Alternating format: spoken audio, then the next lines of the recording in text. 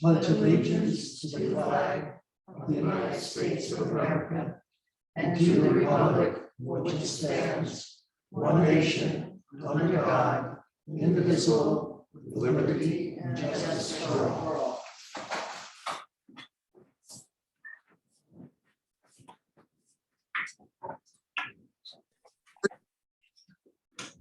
Do you want me to display the agenda?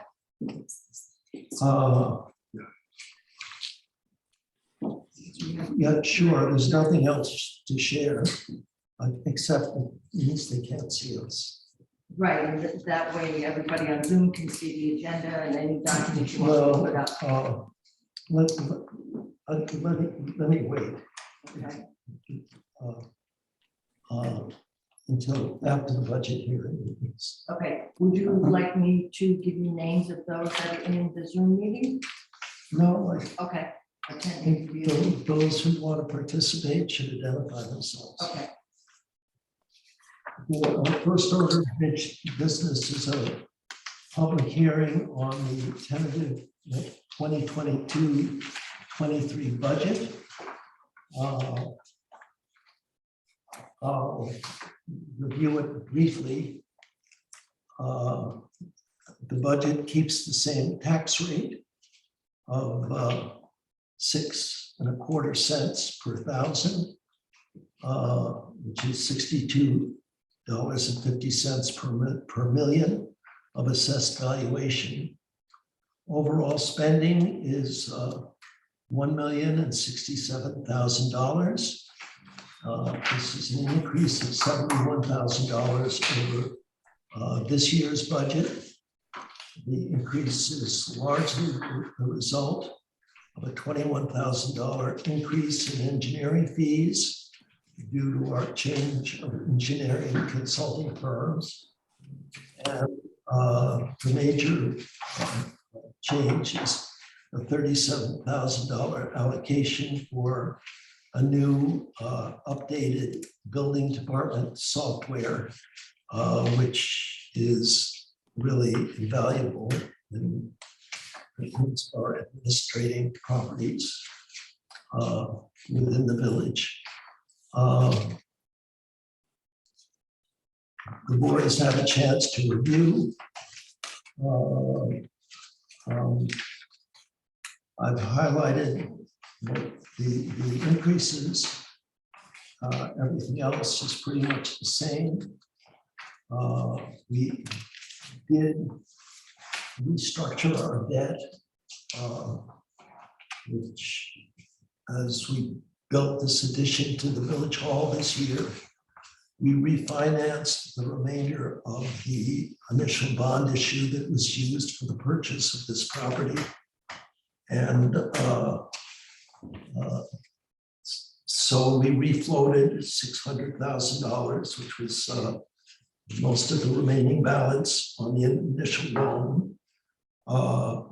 We timed this to be at the very bottom of interest rates.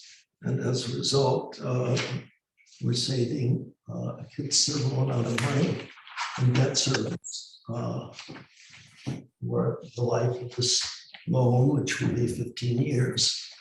Other than that, the village has no debt.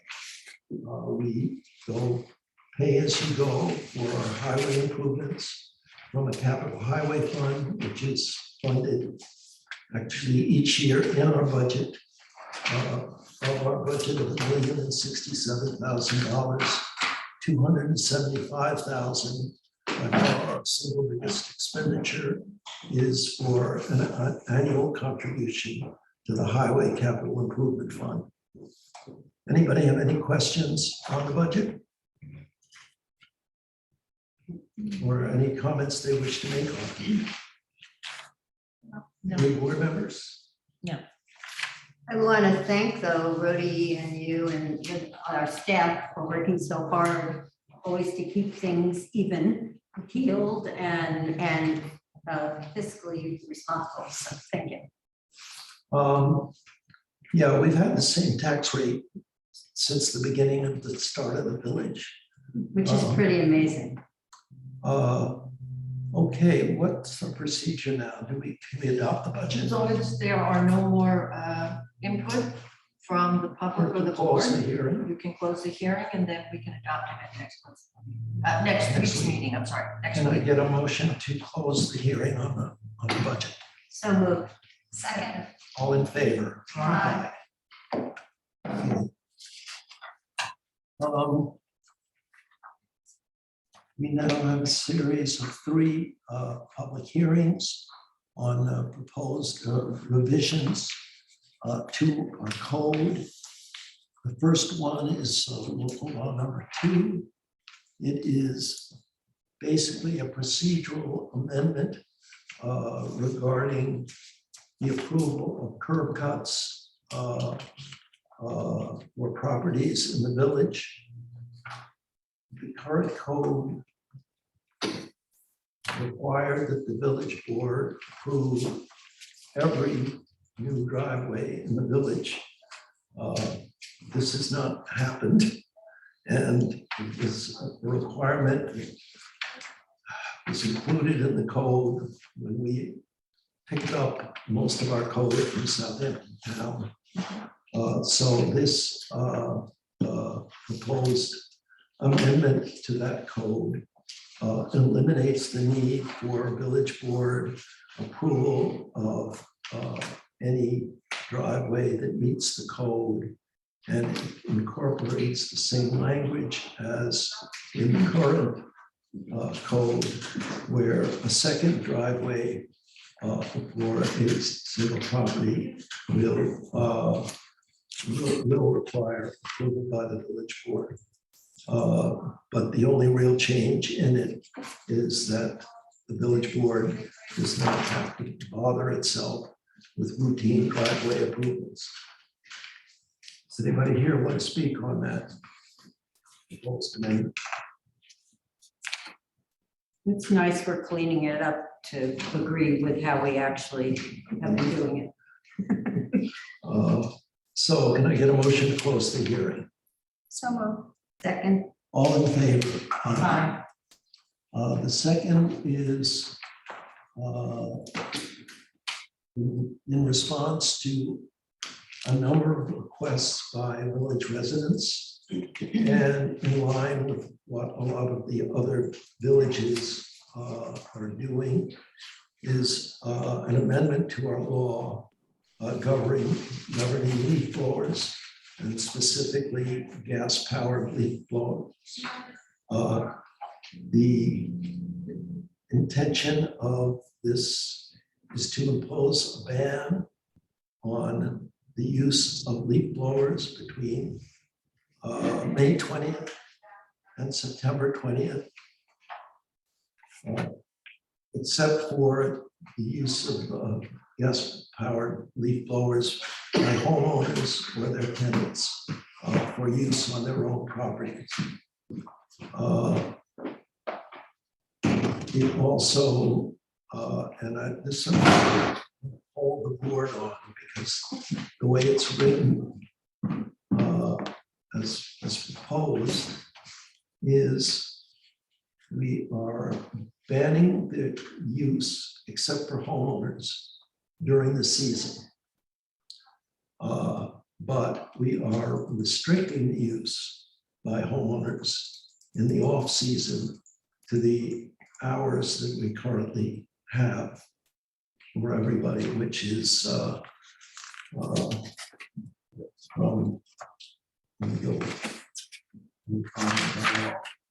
Monday through Thursdays, 8 to 6, Fridays, 8 to 5, and Saturdays, 9 to 1.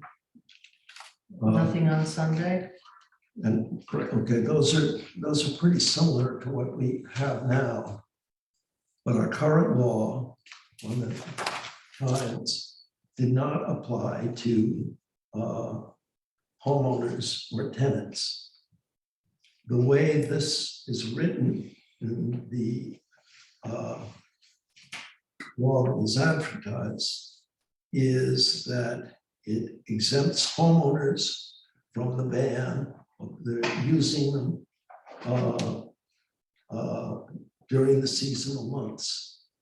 but it does apply time restrictions to homeowners on the balance of the year. And I want to make sure that whatever we do adopt is what you all think we're doing. So Yep. I'd like, Okay, good to know.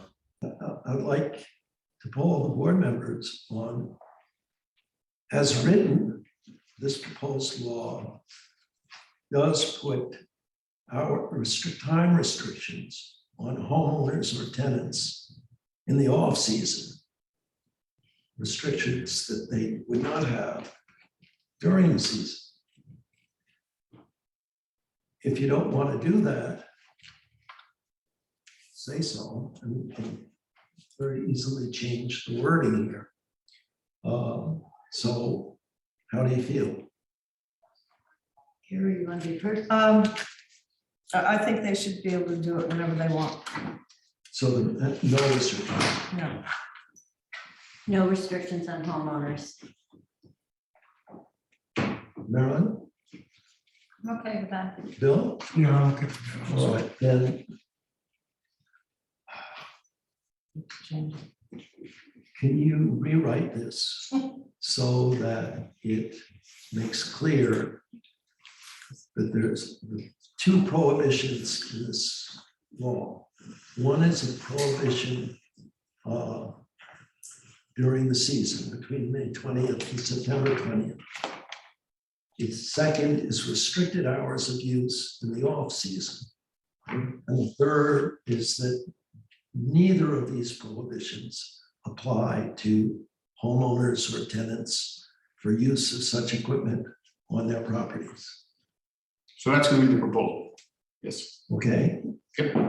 Is there anybody up there in your little postage stamps that we can see that wants to talk about this proposal? Yes, I do. Who are you? May I? This is I'm sorry, my camera's not located on my machine, but this is Henry Weisberg, a resident of Sagamonack. May I proceed? Yes, just state your address for us, please. 521 Sag, Main. Thank you.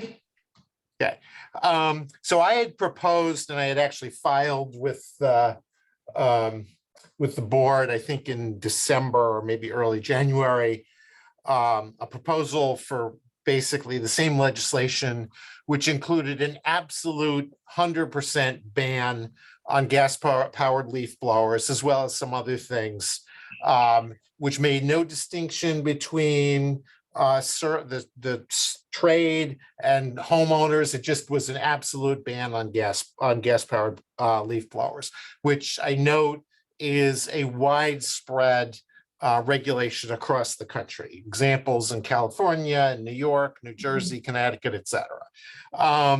The board chose to be narrower, which is obviously your privilege. But I don't really see any rationale for not including these very modest time limits on homeowners' use, while we want to give homeowners, freedom and liberty to do what they want on their own property. This is not something that is confined to a homeowner's property. This is extremely invasive noise and is disturbing to other property owners. So the notion that all we're doing is giving a homeowner, free range is not really the way to look at this. We're imposing a cost on the non-homeowner. So that's my one point. The second point is we've been looking at this piece of legislation now for several months. I assume I regret that I'm not completely conversant on how your mechanisms work, but I assume that making this change now will add several months to the effective date of the amended legislation. I can tell you that this past weekend, on Sunday, I was hearing, gas-powered leaf blowers all over Main Street. There were big gardeners' trucks and loud noises all over the place. So it seems to me by this change, which comes very late, we're already, inflicting on ourselves another season effectively of, this really awful noise. So I would strongly urge that the board go along with the legislation, which is completely reasonable, that you've already proposed, and I oppose this tinkering.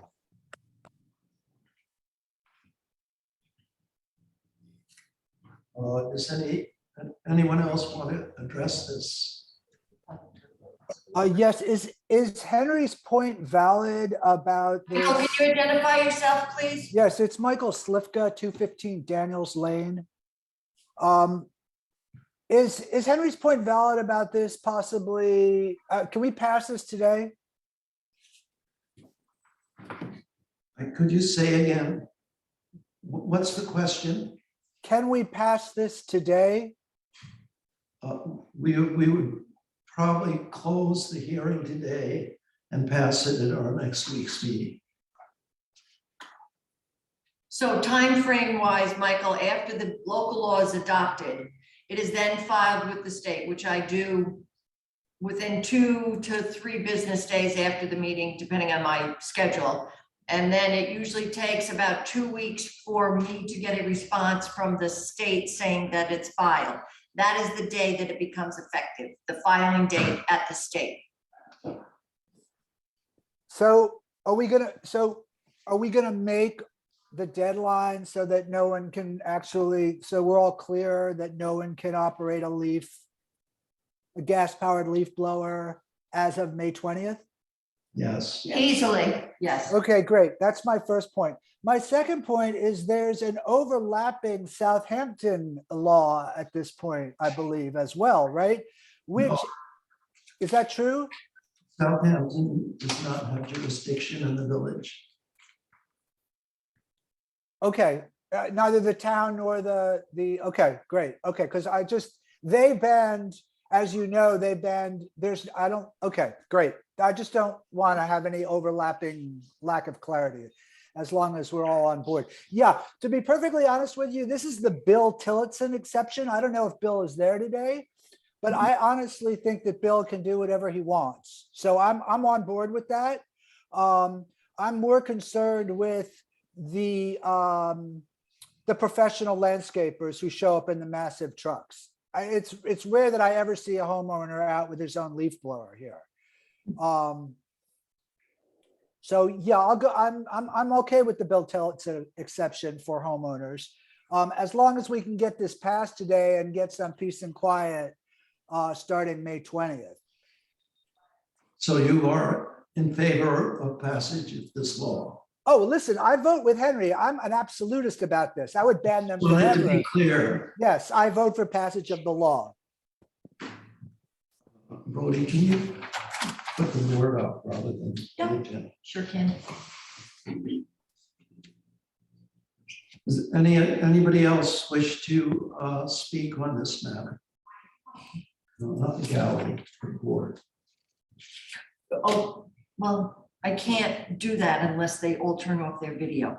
Yes, you can. You've got it. You just want the board. Yes. It's the only way I can do it. So the only person that comes up is the speaking. So when the board speaks, it'll be up. I don't know why it's So not. we speak, then Michael and us switch places. Yep. Not really, it didn't happen. It didn't just happen. It's not a hassle. So That's right. there you go. Okay. That's all I got for you, John. Sorry. Bill, did you want to say something?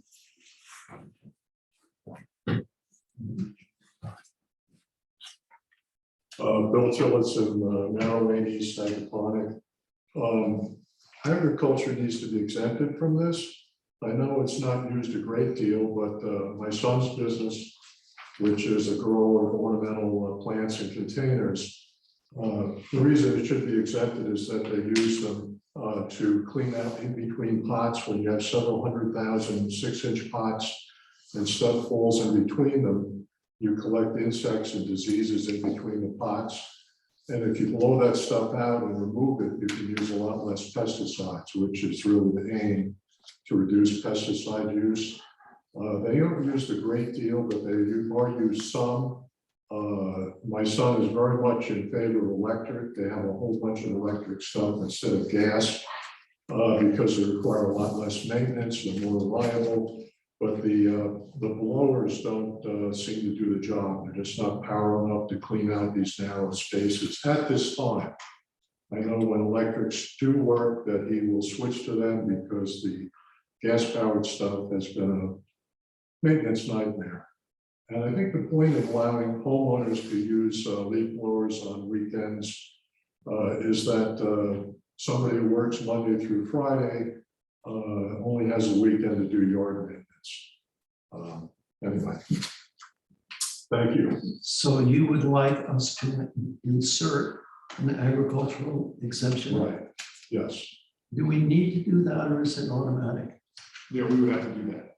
So the way I would draft it, if the board wants to consider Bill's suggestion, is that the exemption of the foregoing prohibitions do not apply to homeowners, tenants, and businesses engaged in commercial agricultural work for use on their own property.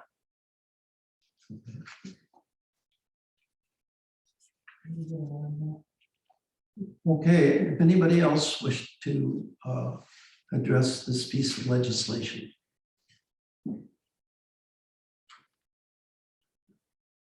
Are we allowed to? Pardon? Is it just the board you're talking to? Or This is a public hearing. I'm all in favor of those. Could you please come up to the podium? Sorry. Because then they can't see you. Thank you. The people up there can't see you. Do I get my mask I don't on? think the people there are seeing it. No, maybe not. She got a little square. Okay. Myra McCray. Myra McCray, 514 Sagaponic Road, and several other properties surrounding agricultural land. I'm in favor of what Bill just described, having an ag exemption for people who are making a living, just exactly as he described. Thank you. Anyone else? Can I get a motion to close the public hearing? So moved. Second. All in favor? Aye. Aye. The next one I think has caused the most Excitement. citizen participation. Of course, participation is the proposed legislation on pickleball courts, in which we tried to put in a clarification and it was frankly ill-advised.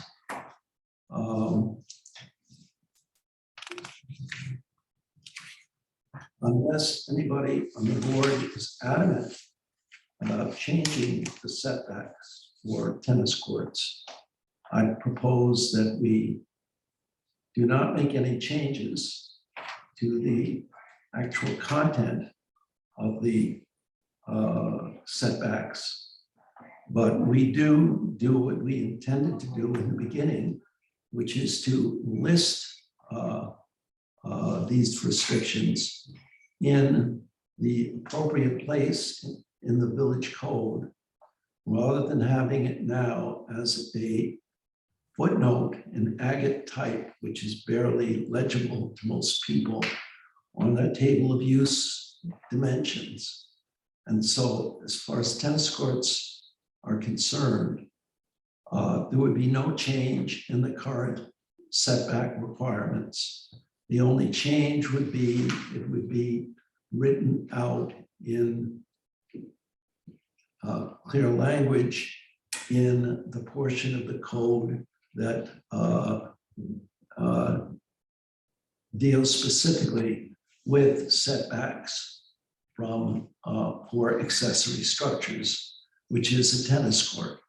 And it would be much more accessible to anybody trying to find out what the requirements are than the current one, which our building inspector says almost nobody can find.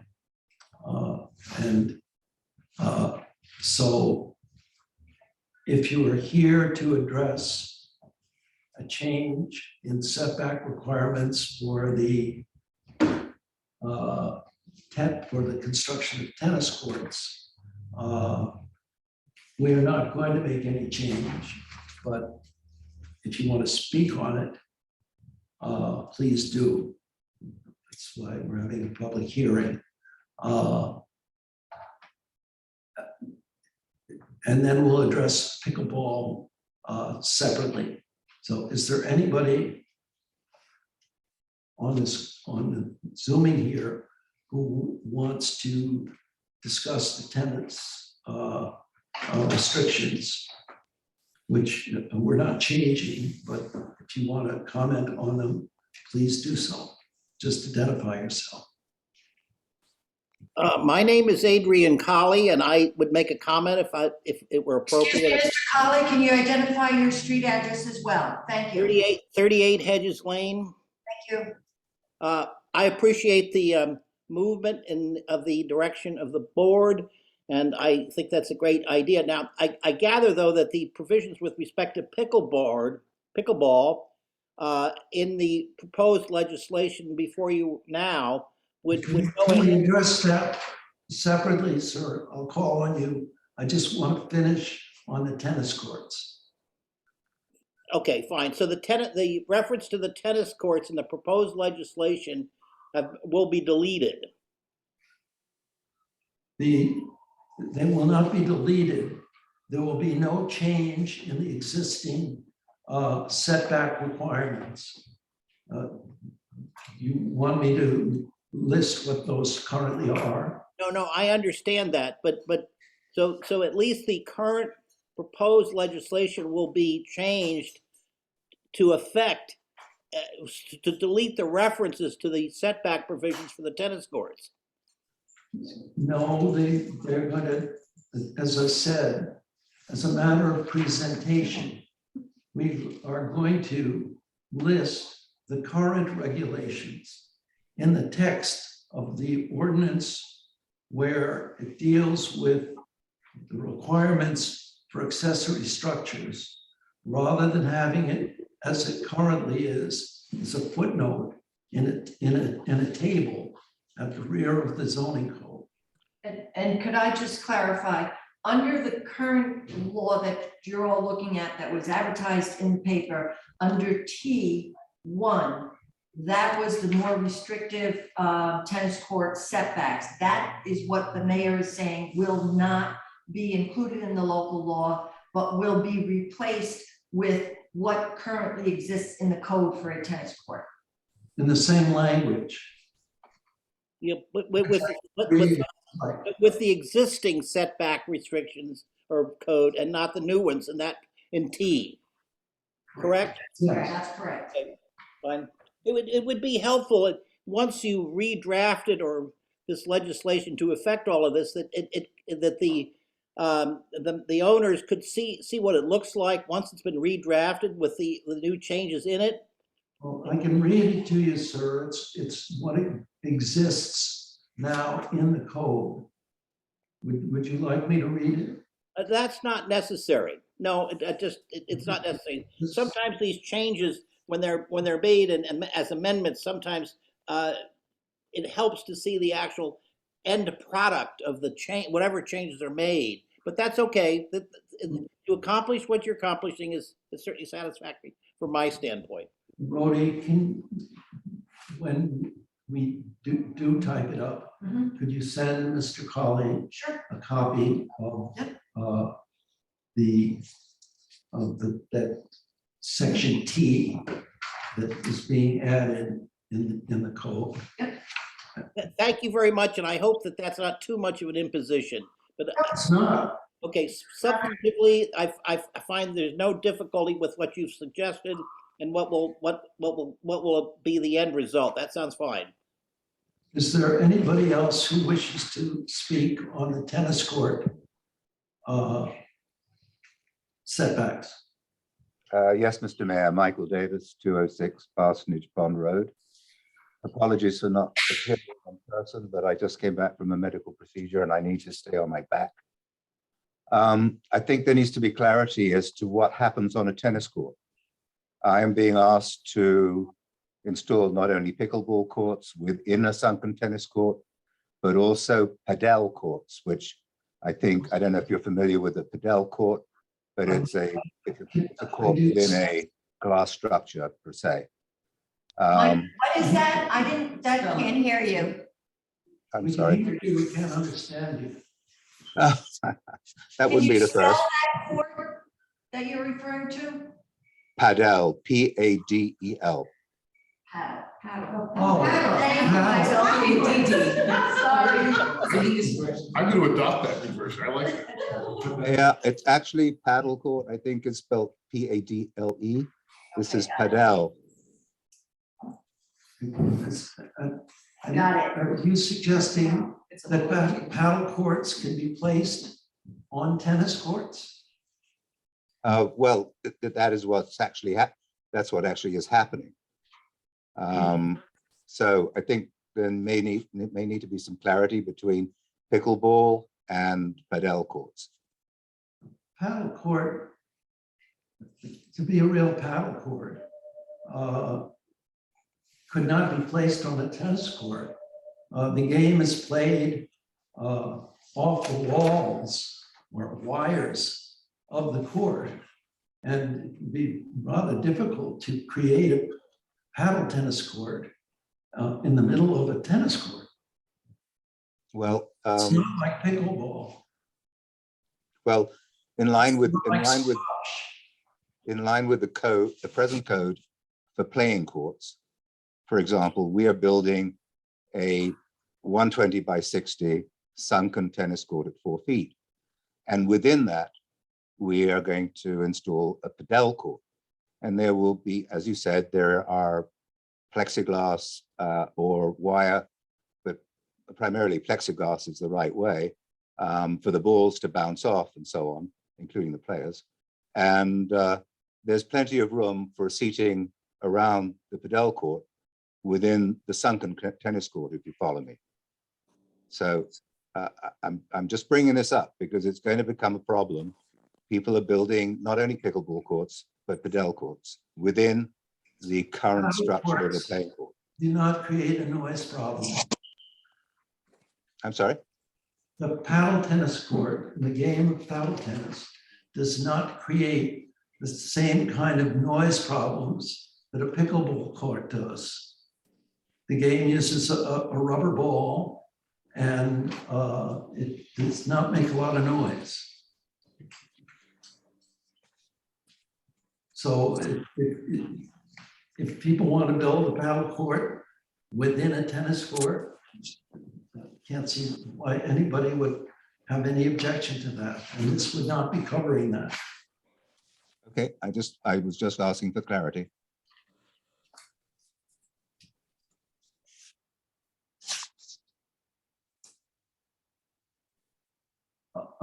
Does anybody else want? And let me give a little background. There was some suggestion that we were trying to ram this thing through. We have been discussing this, and anybody who wishes to consult the minutes of our previous meetings will see that we began discussing this issue at our February 9th meeting. And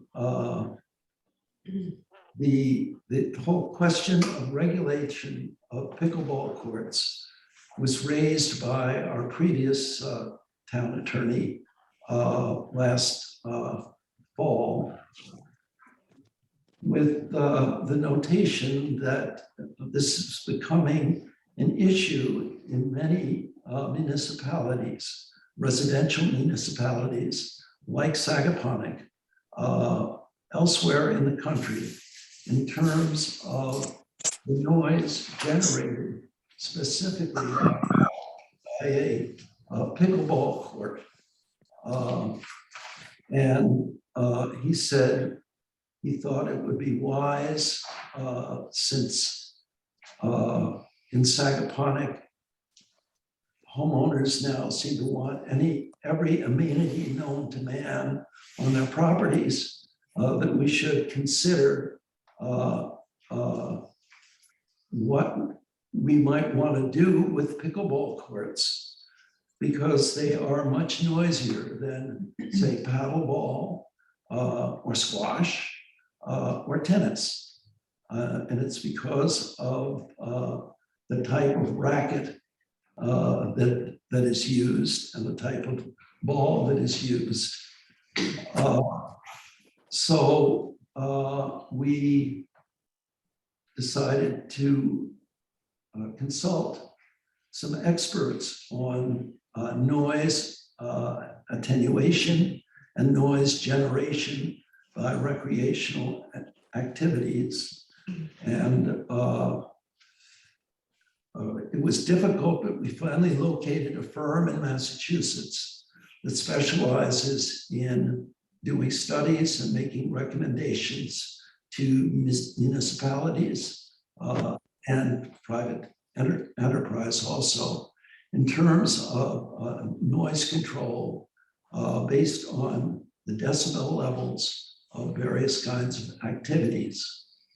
And they submitted to us a report, which I referred to in our meeting in February, saying that paddle tennis seemed to be the noisiest of all the racket sports, and with decibel levels of over 65 decibels within 10 feet of the court. And that there had been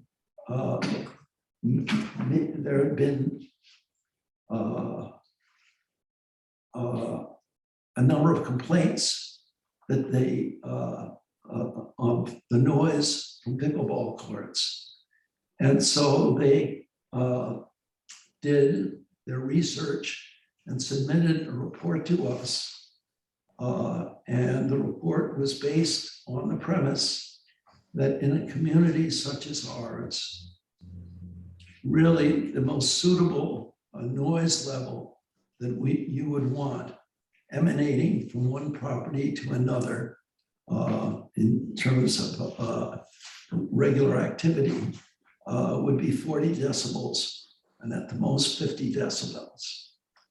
And that the paddle tennis courts, pickleball courts had measured noise levels of 65 decibels, which he said seemed unsuitable for this kind of environment. And so he explored various methods of mitigating that. And he came up with a series of recommendations that he said would keep decibels down to between 50 and 40 from the play of 4 people on a pickleball court. And the recommendations that he made were the word for word what we incorporated into that portion of text in the pickleball requirements. Now, these obviously would only be effective for newly built single purpose paddle courts, pickleball courts. If someone were to put down the lines on a tennis court so that pickleball could be played on it, there would be no recourse. There's no new structure would be being built other than the tennis court. His recommendations were for standalone paddle courts would be a 60-foot side yard, pickleball courts, excuse me. Sorry. That would be a 60-foot side yard setback with, similar to a tennis court, having it sunken 4 feet into the ground as a noise abatement measure, and to be surrounded by a 3/4 inch noise barrier on the 3 sides, where the middle side was closest to the neighboring property line. And he said that it's normally what people were using were a 3/4 inch solid piece of wood or synthetic material. And that seemed to work fairly well. So these were his recommendations. Now, I am not a pickleball player. I've heard it played and I've tried playing it myself. I just didn't particularly enjoy it. But they are noisy. And so I understand from our building inspector that there are 3 or 4 standalone pickleball courts in existence in Sagaponic. That are the 2 of them are just being built under permit. But they are being built with what the required setback is now for all playing courts, which is 45 feet or 150% of applicable side yard for an accessory building. We would be increasing that to 60 feet in this legislation, plus requiring it to be sunken. So that's what we are proposing and why we are proposing it. I welcome any comments that anybody has on it. And nobody's trying to push this through surreptitiously. It's why we have public hearings. Yeah, hi, this is Jeff Goldenberg. I'm at 62 Parsonage Pond Road in Sagaponic. And just for clarification, I understand the proposal, but where would that leave existing tennis court owners that would like to put a pickleball court on their existing tennis court? Would that be grandfathered with no need for any change? As I understand it, it's merely a question of putting in new lines or Correct. extra lines. Right, that is not a structure. And therefore that does not require any permit. Got it. Thank you very much for the clarification. Just a second. Yeah, just to Jeff's point, the law is drafted, again, because the change on the setbacks was a tweak. One of the reasons why we wanted that setback to mirror 60 feet on the tennis courts was the pickleball setback. If it is the board's intention to allow the conversion of tennis courts to be in pickleball, we just would have to eliminate that one language where it says conversion of any playing court or tennis courts for the playing of pickleball. So Unless we wanted to have a specifically wider setback for pickleball courts than for tennis courts. They are considerably noisy. yeah, so the law is drafted, provides the construction of new pickleball would be 60 feet from the 60-foot setback. It would not apply to Conversions. adding the tapes or whatever you do on an existing tennis court to accommodate pickleball. Okay. But I just have to make that change. But it should, if you're gonna have a conversion from a tennis court to a pickleball court, that new pickleball court lines should be 60 feet or 15 feet further than, more setback than the 45 for a tennis court. That's not what the mayor said. I don't know what the practicality of that is. I don't know. I've never seen. Well, you can put 4 pickleball courts in a tennis court. And I guess you do it just by putting down additional tape in the same way you do it for clay tennis court. I don't know if it's practical to not have the net where the tennis net is. That defeats the whole purpose. So this is Yoram Shemesh, 52 Skyline Drive. I'm sorry, could you- excuse me, could you repeat your name? Yoram Shemesh, 52 Skyline Drive. What I'd like to know is when they did the study, did he do a study whereby it was a sunken pickleball and check the decibel level at 45 feet? Because what you stated was he checked the decibel level as 10 feet. So at 10 feet, that's irrelevant. So how could he make a recommendation when what you had said is now he recommended 60 feet when, how did he know what the decibel level would be at a sunken pickleball court at 45 feet? I do not know this, but from the textual content of his recommendations, I think it is possible for them to derive the noise attenuation by distance on any of the things that they are studying. For example, he did say that if we had a 200-foot setback for the pickleball court, at that point, at the property line, the noise level would come down to acceptable levels. But I think making a 200-foot setback requirement is a little ridiculous. So I then,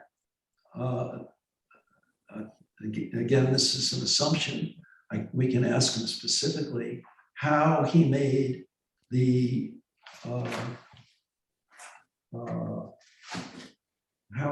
his estimates of the impact of different options, like sinking by 4 feet and having a 6-foot noise attenuation barrier, what they would look like. He said using just one of them would possibly reduce the decibel level to, I think it was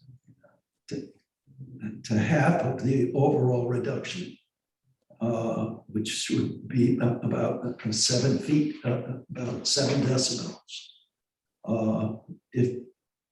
If we just use one of these measures alone.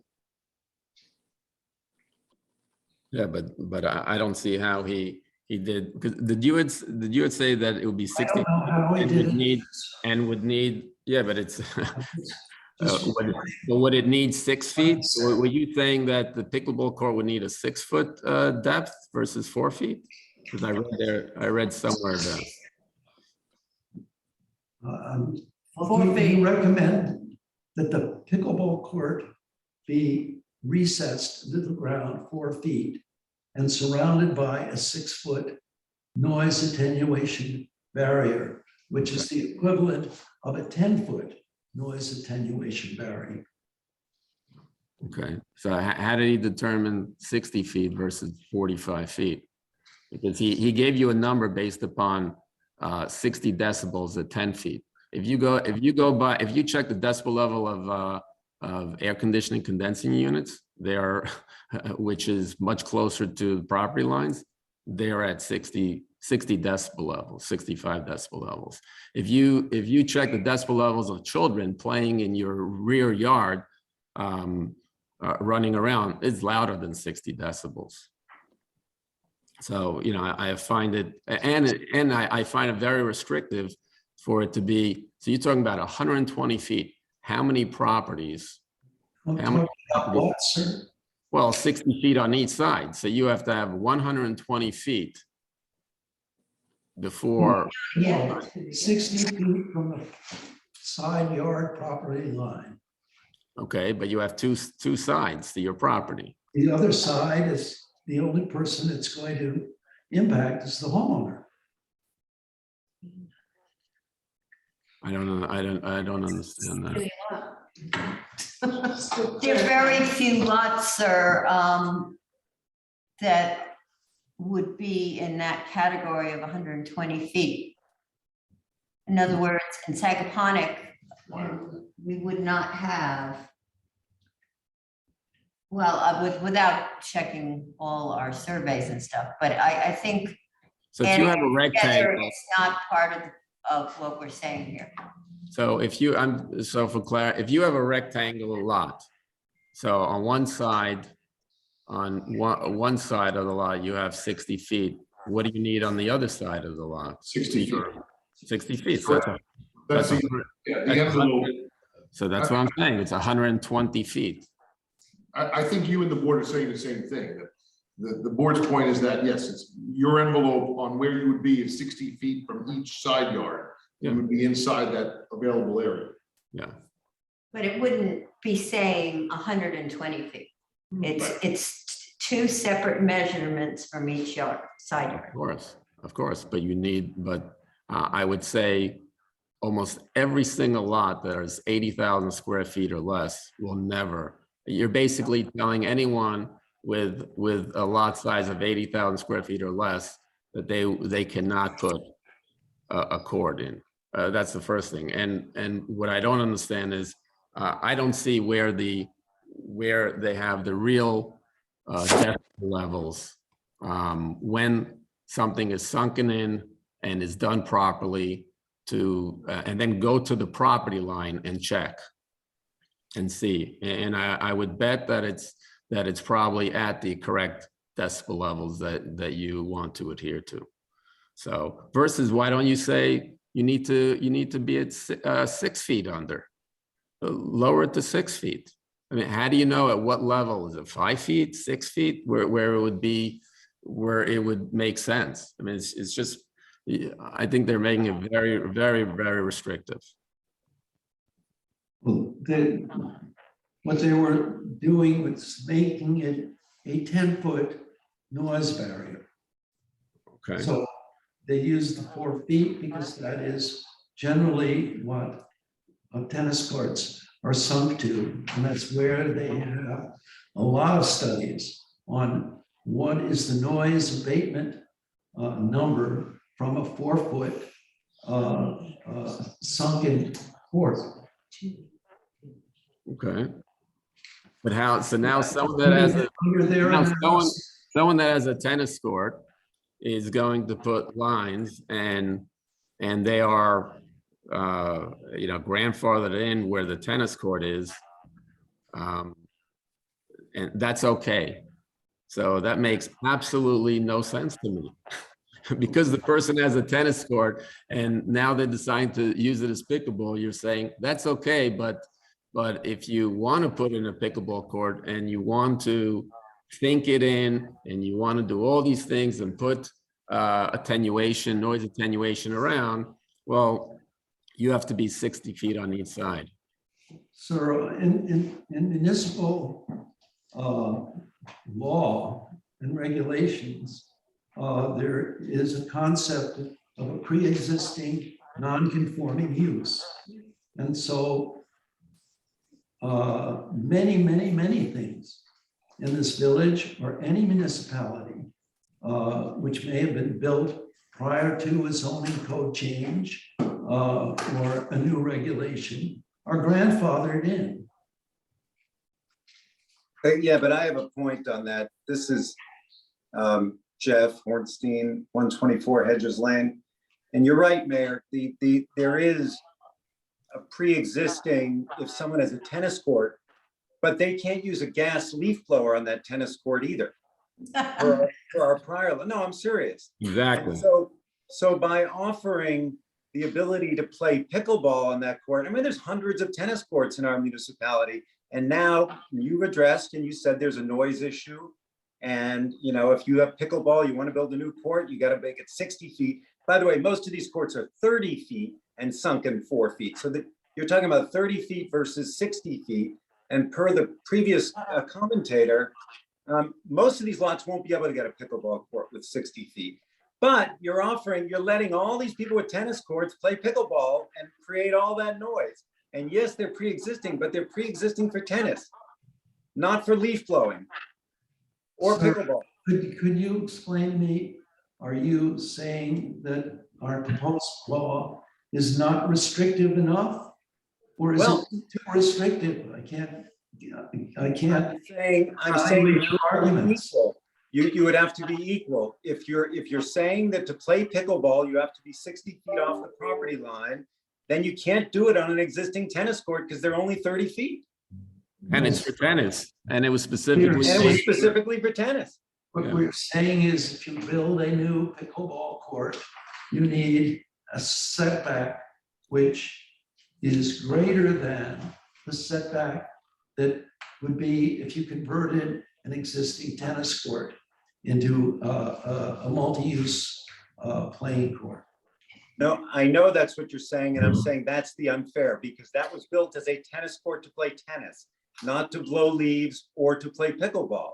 And if you play pickleball on it, you're going to be creating noise at 30 feet off the setback versus 60 feet. So why is that fair? So your proposal is that, Excuse me, In a we minute. have to. Why is it 60? I don't, my biggest issue is that you don't have, unfortunately, the amount of engineering that has been done. I don't know who that is. What? We didn't hear. We didn't hear. We didn't hear that. Repeat that. The amount of engineering that's been done does not justify what you're proposing. Okay. No, but Yeah, again, just- my point is simply, you can't, We're going Yeah. to somebody else now. Yes, ma'am. Okay, so you Sorry. need to come up, if you're here in person, come up to the podium, please identify yourself and your street address. It's Mara Katz, 128 Hedges Lane, right?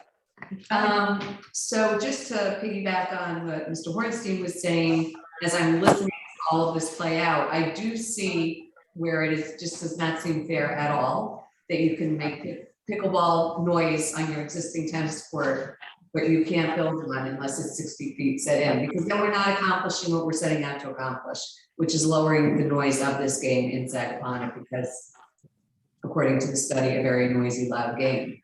So I don't know how many tennis courts in Sagaponic, but that's leaving a lot of opportunity for people to make the very noise that we're trying to, address by putting in this law, or however you want to frame the pickleball that's 60 feet in. So there's a conflict of issue there to me. Just something to think through, I think. So we'll have to make it more restrictive for existing. Well, I think just equitable and fair, either everybody, I think everyone should have the same thing.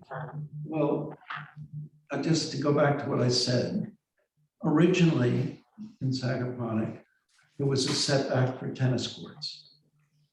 We altered that setback and we gave an exemption if the tennis court were sunk 4 feet. That in effect required anybody making a new tennis court either have a larger setback or to sink their courts. There were a lot of courts in existence before we made that change, where they had been closer to the boundary line, but were not sunken. And we were powerless to change that. But was it 30 to 45 feet? Is that what it went to, from 30 to 45 feet? If at A grade. tennis court goes from 45 to 30. At grade. If the tennis court was Yeah. installed at grade, you would have to increase that setback from 30 to 45. That's what the code said. If you sunk that tennis court, Okay, then it remains at 30 feet. okay, That is the code as it currently stands for tennis courts. okay. So you want to double, and you want to basically double it and sink the pickleball court right? without any proper, real engineering study to say what is the effect at this footage versus that footage versus sunken, all the way to the property line. to 45 feet away.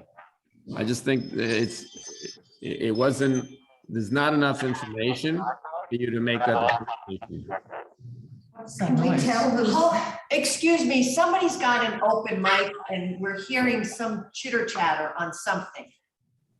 So could you just mute yourselves except for those people that are speaking? Thank you. That's fine. I don't know. Can I just say one last thing? Yeah, but could you, what are you recommending the board do? Well, I think that whatever decision is made, one way or another, it has to just go across the board for everybody, whether they had an existing court or not, as far as pickleball is concerned. That's how I feel. However, I'm going to contradict myself and say, just because someone has a tennis court does not mean that they want to put a pickleball court either. So if it's like 3 exceptions to the rule that want to make their court into a tennis court and not like 50 of them, a pickleball, I didn't say paddle. You said Padel. Padel court. Then maybe I think I could live with that. I think it's just going to be an issue to me if like everyone who had a tennis court suddenly was converting them into pickleball courts. Then I would say that's unfair and also very noisy. Does that make sense? Did you, can I just ask your opinion? Do you think we ought to try and regulate pickleball courts? Period. I'm not such a great fan of regulating things on people's properties. However, if it is very noisy and I have one next to me, I know I would not appreciate it. I already live with a tennis court that causes that issue for me. So maybe to what everyone else is saying is that we do a little more research and diligence and really know exactly what we're talking about. Now from Philly, I was telling her my daughter. I feel like it might give people more peace with making any kind of regulation if we had, more research on that. But I think it's worth looking into because I don't think anyone wants to live with extra noise.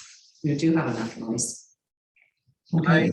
Can I join in the discussion as well? This is Stephen Markowitz. I live at, Wait till you're being called on. Yes. hello, my name is Stephen Markowitz. No, Stephen, just a minute. We've got people in the audience and we're calling on individually, so you'll be recognized. Just a second. Janice Delano at 175 Waynesville Harbor Road. I wanted to comment on that right after the first gentleman commented on the question about having these pickleball courts inside an existing tennis court, because I have probably one of the better concrete examples where I am, because I'm on a 1/2 acre parcel there with a tennis court about 30 or 40 feet from me to my south. And so since I'm on a 1/2 acre parcel, the parcel is only 100 feet wide. And by the way, there was some confusion on another subject that should be clarified, I think, about the 2 acre parcel. Aren't those normally at least 200 feet wide? So you take 60 feet off of each side setback. That's 120 in the middle for a court, but that's a different issue. My issue is that I do not want to say, I agree with the previous 2 people that whatever you pass on pickleball courts should apply to someone like my neighbor who has this tennis court that's only 30 or 40 feet from me, because my husband has commented numerous times that it already bothers him with the tennis court. And I think it's a change in use. This is the point that has not come up yet. Yeah. I want to make the point that a pickleball court is clearly, in my mind, change in use. It's not a pre-existing non-conforming use. So I think that needs to be thought about. And then I would agree with everything you said about maybe, I don't know if it's a lot louder, but I think it is. I've heard pickleball courts. They're very noisy compared to tennis. So. Can I ask our attorney? Yeah. So I think. Do we have the authority? Could we assert the authority to regulate the conversion of tennis courts into pickleball courts? Yes. So the original proposal that we originally kicked around for a while was to increase the new tennis court setbacks to 60 to be equal with the pickleball courts. Then as the legislation evolved, as things do in public hearings and through correspondence, we said, we're going to go back to the original 150% requirement of 45 feet. Unless you sink it, then it's 30. For tennis courts. for tennis courts, retaining the 60-foot setback for pickleball courts. Jeff made the point, and I can see this as we're sitting here during the debate.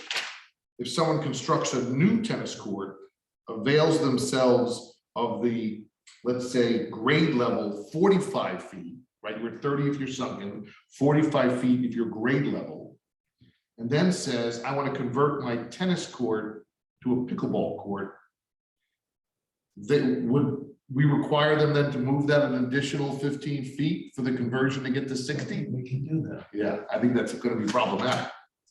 What we could do is to make a potential compromise, is to say that a pickleball court has to be 45 feet. But what if your tennis court isn't 45 feet? Well, we would be sunken at 30. It'd be sunken at 30.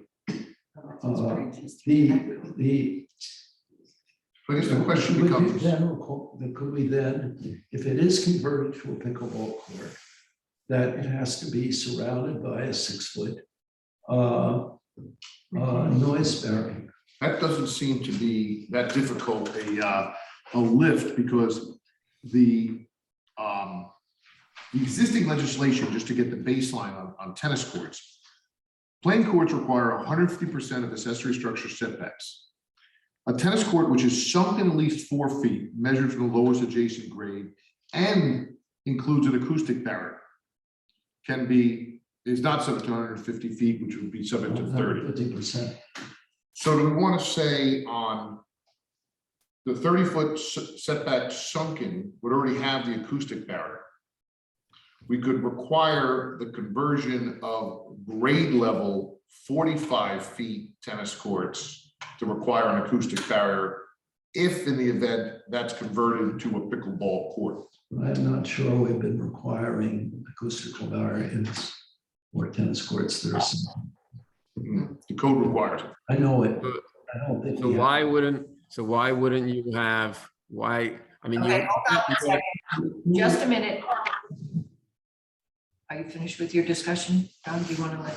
So maybe that's a compromise, is to say 30-foot sunken with the acoustic barrier, but if you're 45 feet, you don't require the acoustic barrier, but on conversion to a pickleball court, because we know it has the enhanced noise, we require the acoustic barrier at 45 feet. So we keep the same setbacks as tennis, with the only change that pickleball would require the acoustic barrier at grade level upon conversion.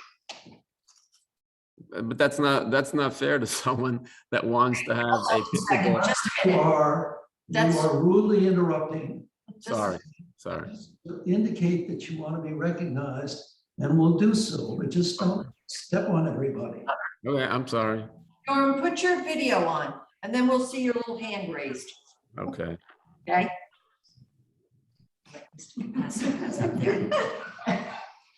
Can I make a suggestion?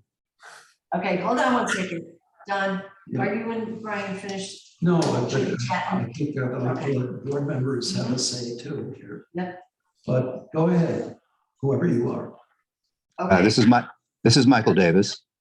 all right, hang on a minute, Michael. Mr. Picasso has had his hand up.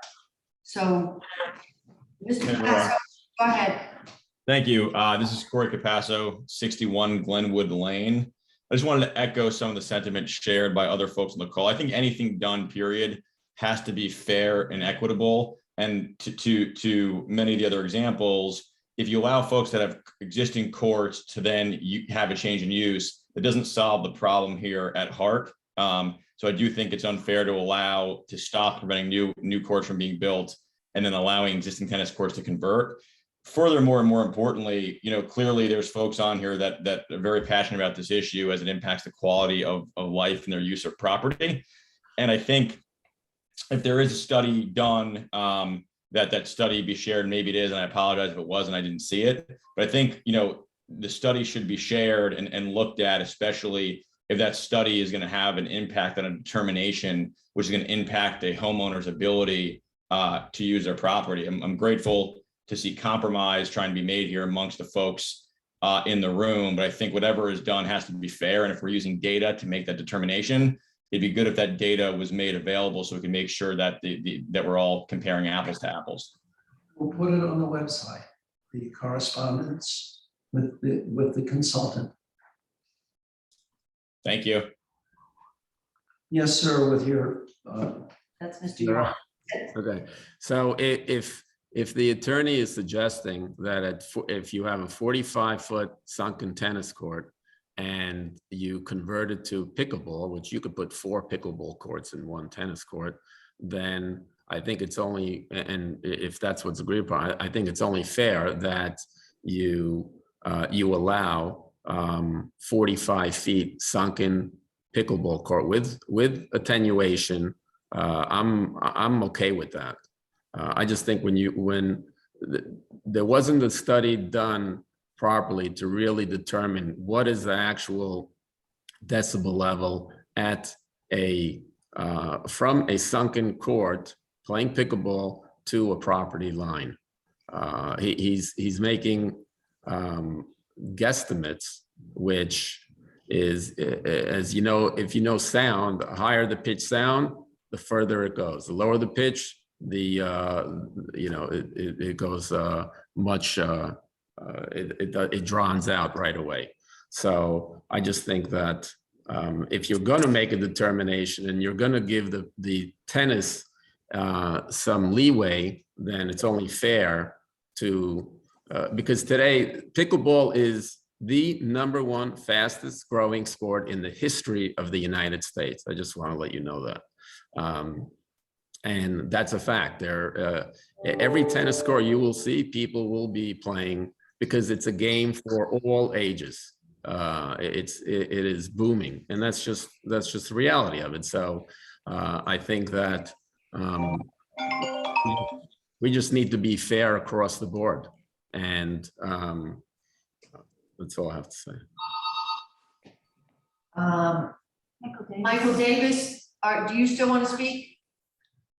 Yes, just taking from the mayor's cue, can we make local law number 4 specific to standalone pickleball courts, #1? And #2, can we see a study with a pickleball court sunken at 6 feet, remaining at 30 feet off the sideline, and if necessary, a 4-foot attenuation fence around it, and see what the decibel level is there? Because, you know, as the gentleman just rightly said, this is a very popular sport, and I don't like to see people's enjoyment taken away from them without conducting a full study on the matter.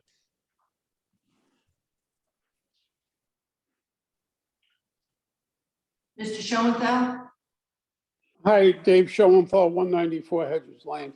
Have any of the other villages in the community put in any restrictions on pickleball yet? I don't know. I don't believe so. I don't think so. All right, that's one question. The other thing is, this issue has a major effect on the value of property values in the community. And I think it should be disseminated more openly to more residents than just at a board meeting. I don't know if something appeared in the newspaper. I haven't seen it. But recently, there was an email sent out regarding widening Hedges Lane to all the residents. I think when something like this comes out that affects so many different people in the community, and it has a major effect on land values, we should try to disseminate this information so everybody has a chance to see it. Thank you.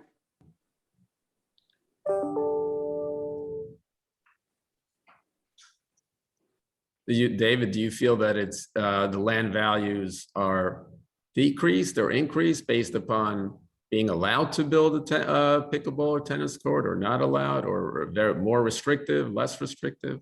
I think anytime you restrict someone's ability to do something on their property has a negative effect on land values.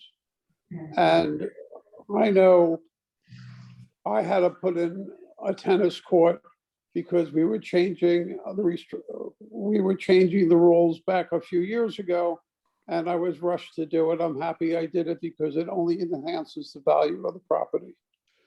So I just it interject. works both ways. You know, when we first became a village and we're discussing zoning and proposed a limit on house sizes, every real estate agent out here, and they filled the room, said that this was going to destroy property values in Sagaponack. I would submit that having restrictions that improve the quality of life is a benefit to property owners. And I don't think there are many property owners in Sagaponack, which has often been called the land of no, have been suffering from depressed property values. Go ahead. You're on mute. Yeah, David. Oh, David, you're on mute. You have to unmute yourself. I apologize. I think something like this can have a negative effect. It might have a positive effect. I don't know.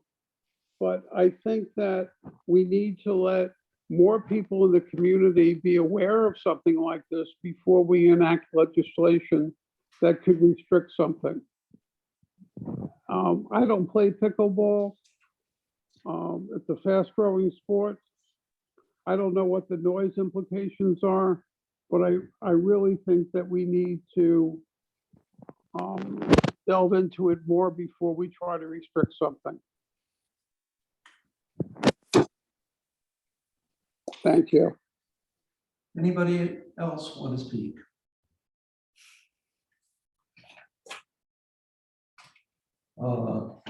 If not, I'd like to let the board speak.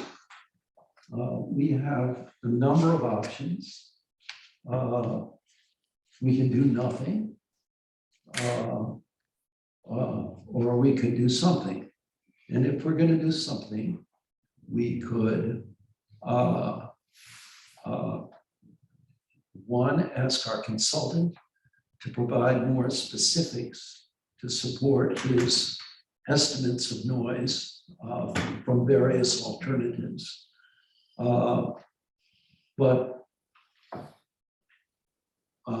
Or we could use the same setbacks as we're using for tennis courts with the same relief if it is sunken 4 feet, but require a noise attenuation barrier and have this apply to existing tennis courts as well as any new construction of standalone paddleball courts or conversions of existing tennis courts.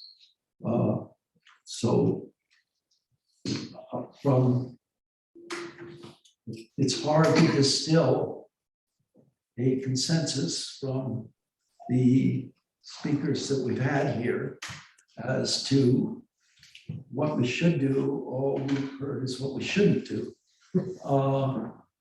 And, you know, maybe we shouldn't do anything. I think we should look into it more and get a better noise clarification on different distances and depths and work on the pre-existing issue.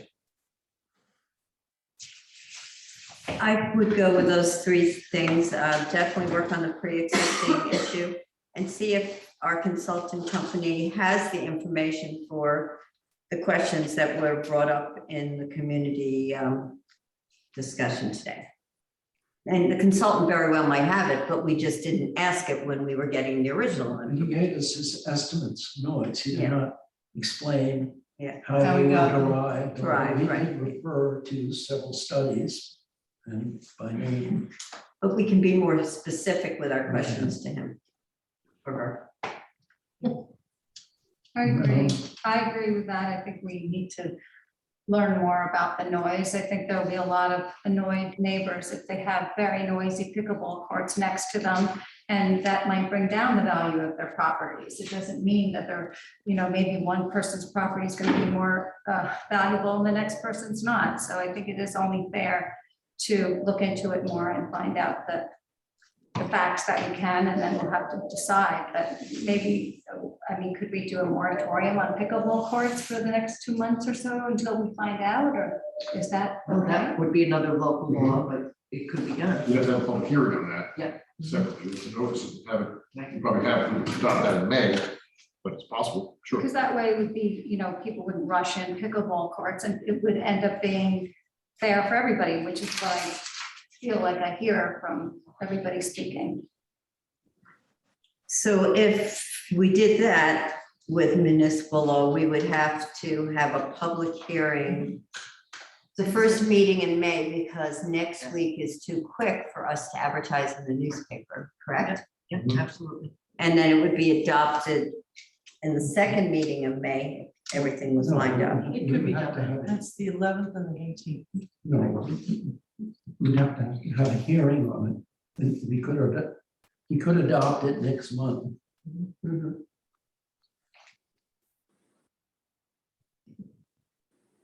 Can I have one thought? One Can I more. ask a question? Hold on one second. Go ahead, Bill. I just see two options here. We came up with regulations on new pickleball courts. Now, if we want to tweak that a little bit as far as the noise and the depth of sinking them in or whatever, that's fine. The only other option we're discussing is a conversion from a tennis court to a pickleball court. And I think we should consider, if you're going to convert your tennis court to a pickleball court, that conversion has to be made according to the 60-foot setback on the court. You can fit the pickleball court in the tennis court. So instead of putting it over 30 feet from your property line, you have to put it at least 60 feet from your property line. It may be in the middle of the tennis court, maybe on the side of the tennis court that's on your mostly on your property. But I don't think it's fair to allow a pickleball court to go into an existing tennis court at 30 feet. Then you got your neighbors, then you're infringing on your neighbor's quiet. So I just see two things. We regulate the pickleball courts, the new construction. There's nothing right now that is pending on a pickleball court that I know of.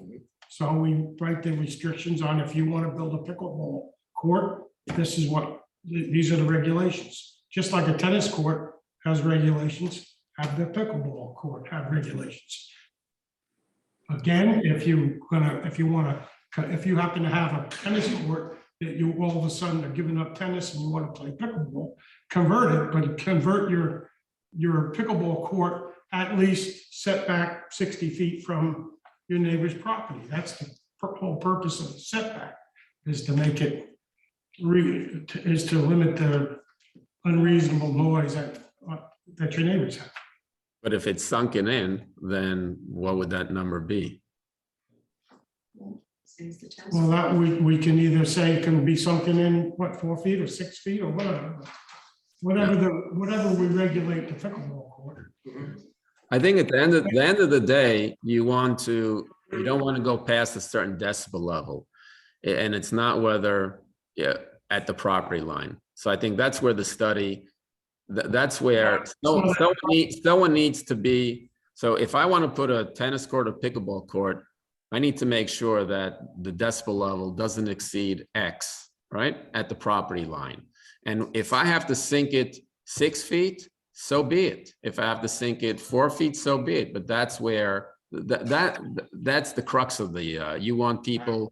You don't want people to be intrusive to your neighbor. So Right. So I think. But you're just going to use it You're gonna say, all right, I want to put a pickleball court in my existing tennis court. And your existing tennis court is 30 feet from the line. No, that's no good. No, exactly. I agree. But if I figure out I could sink my pickleball court 5 feet and I put attenuation around, as long as I'm not past 50 decibel levels or whatever that number is, you should be okay with that. Dave Schoenthal, truthfully, I would not want a pickleball court 30 feet from my property line. I already have a tennis court. So if someone wants to have a pickleball court, let them put it in the middle of their tennis court and see what the setback is, how many feet it is. To me, that sounds relatively fair. Right. Does that make sense? Or just Anybody have any? make 40 put a number of 45, if you don't want, now it's a site thing, right? So if you don't want to see something more than 45 feet from your property line, okay, so be it. But then you have the situation of decibels, and that's what you're trying to achieve, right? The neighbor doesn't want to hear more than, I think someone had said it's 50 decibel levels that's acceptable. So, okay, so that's the key thing. The key thing is what can someone do, whether it's sink it 4 feet, 5 feet, 10 feet, whatever it is, to achieve that decibel level. I think that gets too complicated. I mean, just repeat what I said at the beginning of this discussion. Our consultant said that if you want to reduce the decibel level from this 65 decibel level where you were right standing 10 feet from four people playing paddle tennis court at the same grade, you would be hearing noise at a 65% decibel level. And he said, if you would want to reduce that to 40 decibels, that's what his recommendation was. Sink it 4 feet, put a 6-foot noise barrier on it. And what distance from the property line? He has 60 feet. Yeah, his recommendation was 60. I don't know how he did those calculations. I will ask him to, we will ask him to Tell us. tell us how he generated the data. And if he put, and can you ask him if someone sinks it 6 feet, what happens? Will it? If someone thinks what, 6 feet? No, Sinks it 6 feet, so you have a 6 foot. I think, we're not talking about rocket science here. I think it is measurable, and that you can also just generate it from a series of formulas of how different setbacks and different depths and different attenuation barriers will impact on a particular decibel level. I think all we're asking is for the study to look at different depths of pickleball courts and the related sound attenuation and how much of a sound attenuation fence is required above that. I think if we could just get that study done, and if you could share the study that you have, I think we'd have answers, but right now we're just putting our finger up in the air. So the acoustic engineer did give very specific heights. And the reason why he picked 4 feet as opposed to 5 feet, as opposed to 3 feet, as opposed to 6 feet, he picked 4 because it was a baseline on tents. That's why, yeah. They want more information. Yeah. We'll never get enough to satisfy them, but we can try. Thank you.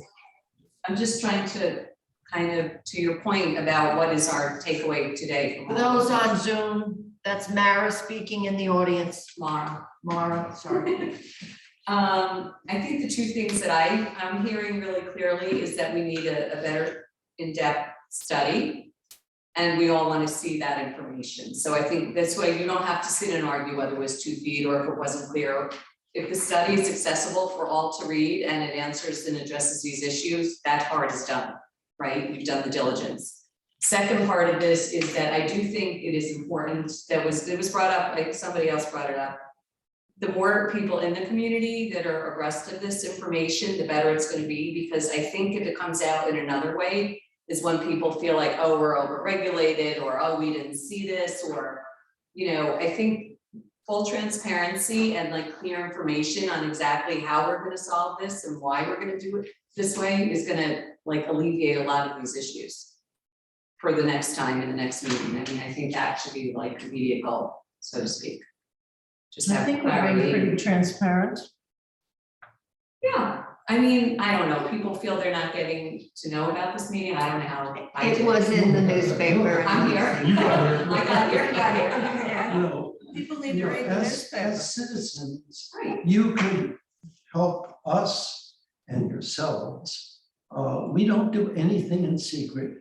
Our minutes of all of our meetings are on our website, which is easily accessible. We have agendas for every meeting, and then we have minutes for what was said by the board and the audience on each topic. So we're not just meeting here in secret once or twice a month. We're meeting here in public meetings that are advertised, and every bit of legislation that is submitted to public hearing is advertised, that public hearing.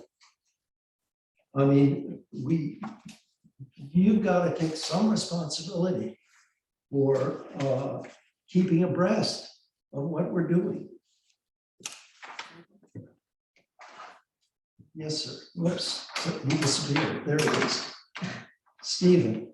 Yes, thank you. My name is Stephen Markowitz. I live at 121 Old Barn Lane.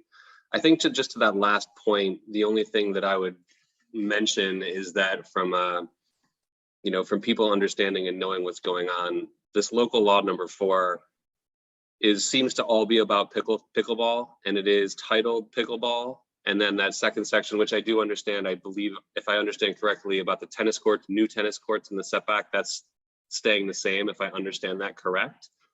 But that part was seemingly thrown in there It's without one part of the code to the other. I'm sorry? It's moving, it's being relocated. Right, and so I guess what I don't understand is whether tennis setback is going to change for new courts. It's unclear to me whether that's staying the same or if that's being changed. Stay the same. Okay, It's just going to be clearly put in a different section of code so you guys and everybody can find it. okay, and so not increasing it as it is proposed in that local law, correct? Correct. No. And again, just to that point of being transparent, I think many of us are just finding out that that part is being taken out and put somewhere else. So I think that part specifically was not very transparent and almost seemed a little bit deceptive in terms of how it was put in there. I don't know what you're accusing us of. No accusing. It was just sort of from a transparency perspective. This local law seemed to apply to apply to pickleball, but there was a whole nother section. I understand that's being moved out, but there was a whole nother section that was potentially changing the setbacks for newly constructed tennis courts. So that is definitely not a pickleball court. So I'm glad it's being moved out. So I think many of us appreciate that that's being moved out to a different place. Well, we did this in full view of you. Great. This is Adrian Colley. Can I ask one question? I hope and I trust that your minutes of this meeting will reflect the disposition, the stated disposition of that section T, as we've discussed it here. In other words, there'll be a record in the minutes as to exactly what was said with respect to the tennis courts, correct? Yes, that's correct, Adrian. It will reflect that the change to T1 will be eliminated and it will remain as the code reflects for new tennis courts. Perfect. Thank you very much. But I do want to say that I thought that this has been an excellent discussion of this issue. And I particularly want to commend the mayor because I thought that his explanation was very well done. And it certainly provided me with the kind of background information which I thought I needed.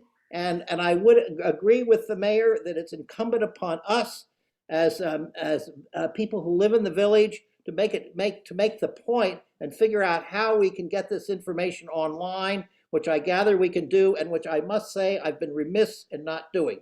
Thank you very much. Thank you. Flattery will get you everywhere. Well, I'm really very serious about it because frankly, I live here in San Francisco, as I think some of you know, and actually, to my knowledge, at least in downtown San Francisco, pickleball has actually not made an appearance. And so for me, I had to do the research and figuring out what pickleball was, and I decided that it was probably something that was probably more common, possibly on the East Coast. Now, I'm not saying that that isn't true in other parts of the West Coast, but certainly here in San Francisco, I don't know, I don't see it. Now, of course, in San Francisco, if people were playing pickleball, that would really present a problem because we don't have the space that you need for pickleball. But thank you very much. Thank you. Thank you. You're welcome to stay for the rest of the meeting. I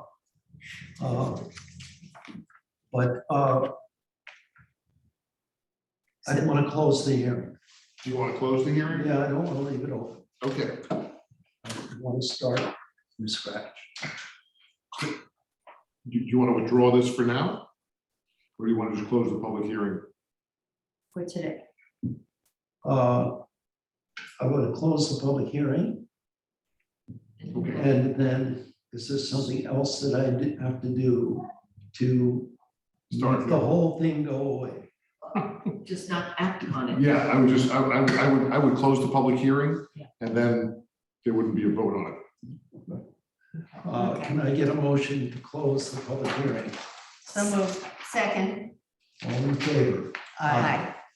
And so just to be clear that this needs to be revisited, it's gonna have to start all over again. Right, it will be re-advertised and whole 9 yards So that with the everyone information. understands what just Yeah. happened.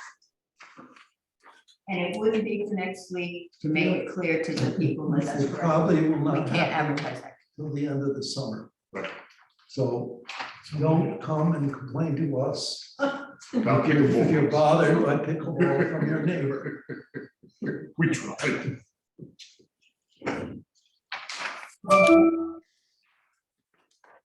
Where are we at? Where are we? So are we on land planning issues done? You know, lot line modifications, I'd like to report to the board. I'm happy to say that the deal has been struck between the Southampton town and the 3 Topping cousins regarding CPF purchase of the development rights for the Topping Horse Farm down at the corner.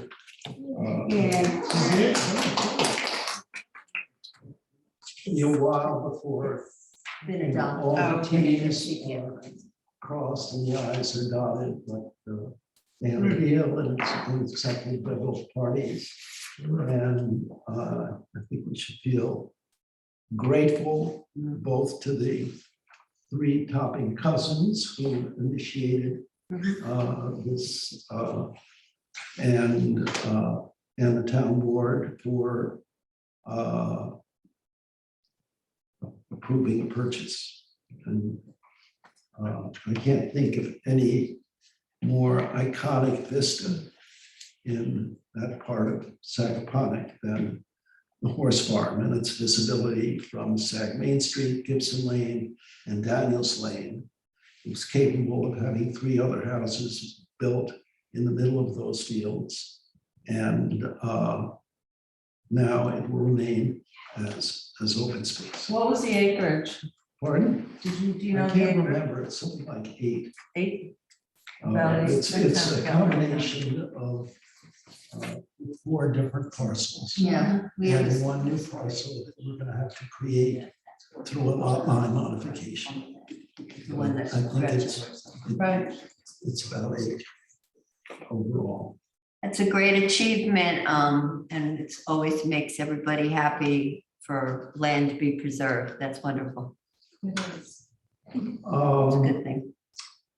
Moving on, Naira McCray, who happens to be here. I don't know if you're here for that. I was here for the tennis courts, but I happen to know what All else. right, just to say, we do not yet have the information that we requested that allows us to move forward on these lot line modifications. It's in the hands of the lawyers. It's going to the Supreme Court. Get in line. The Hucklehoven application at 53 Sag Main Street is to be adjourned, and they've requested adjourned until May 11th. Can I get a May 11th. motion? I'll move to it. adjourn? Second. All in favor? Aye.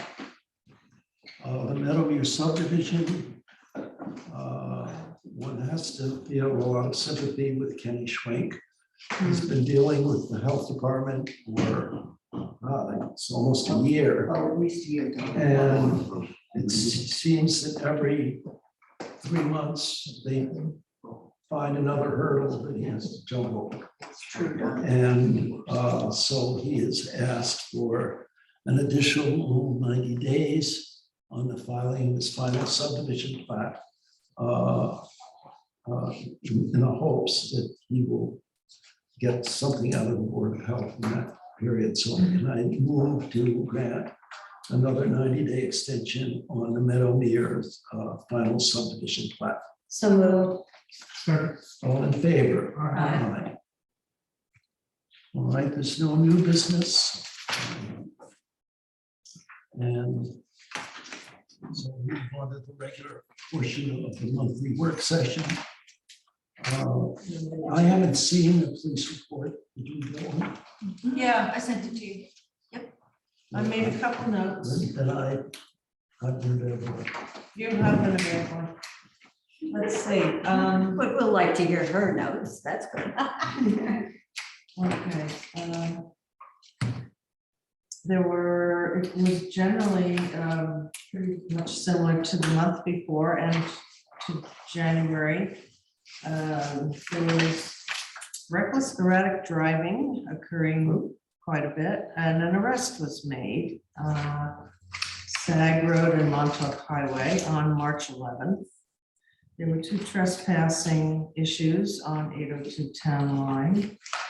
And some in the West Hampton Beach Police were involved at one point on March 24th for a traffic stop. I don't know what that was about. Do you know why that would be? Not. Yeah. So basically, it was not very exciting. But there were a lot of traffic stops and There seems to be more visible traffic stops, like I seem to see the people.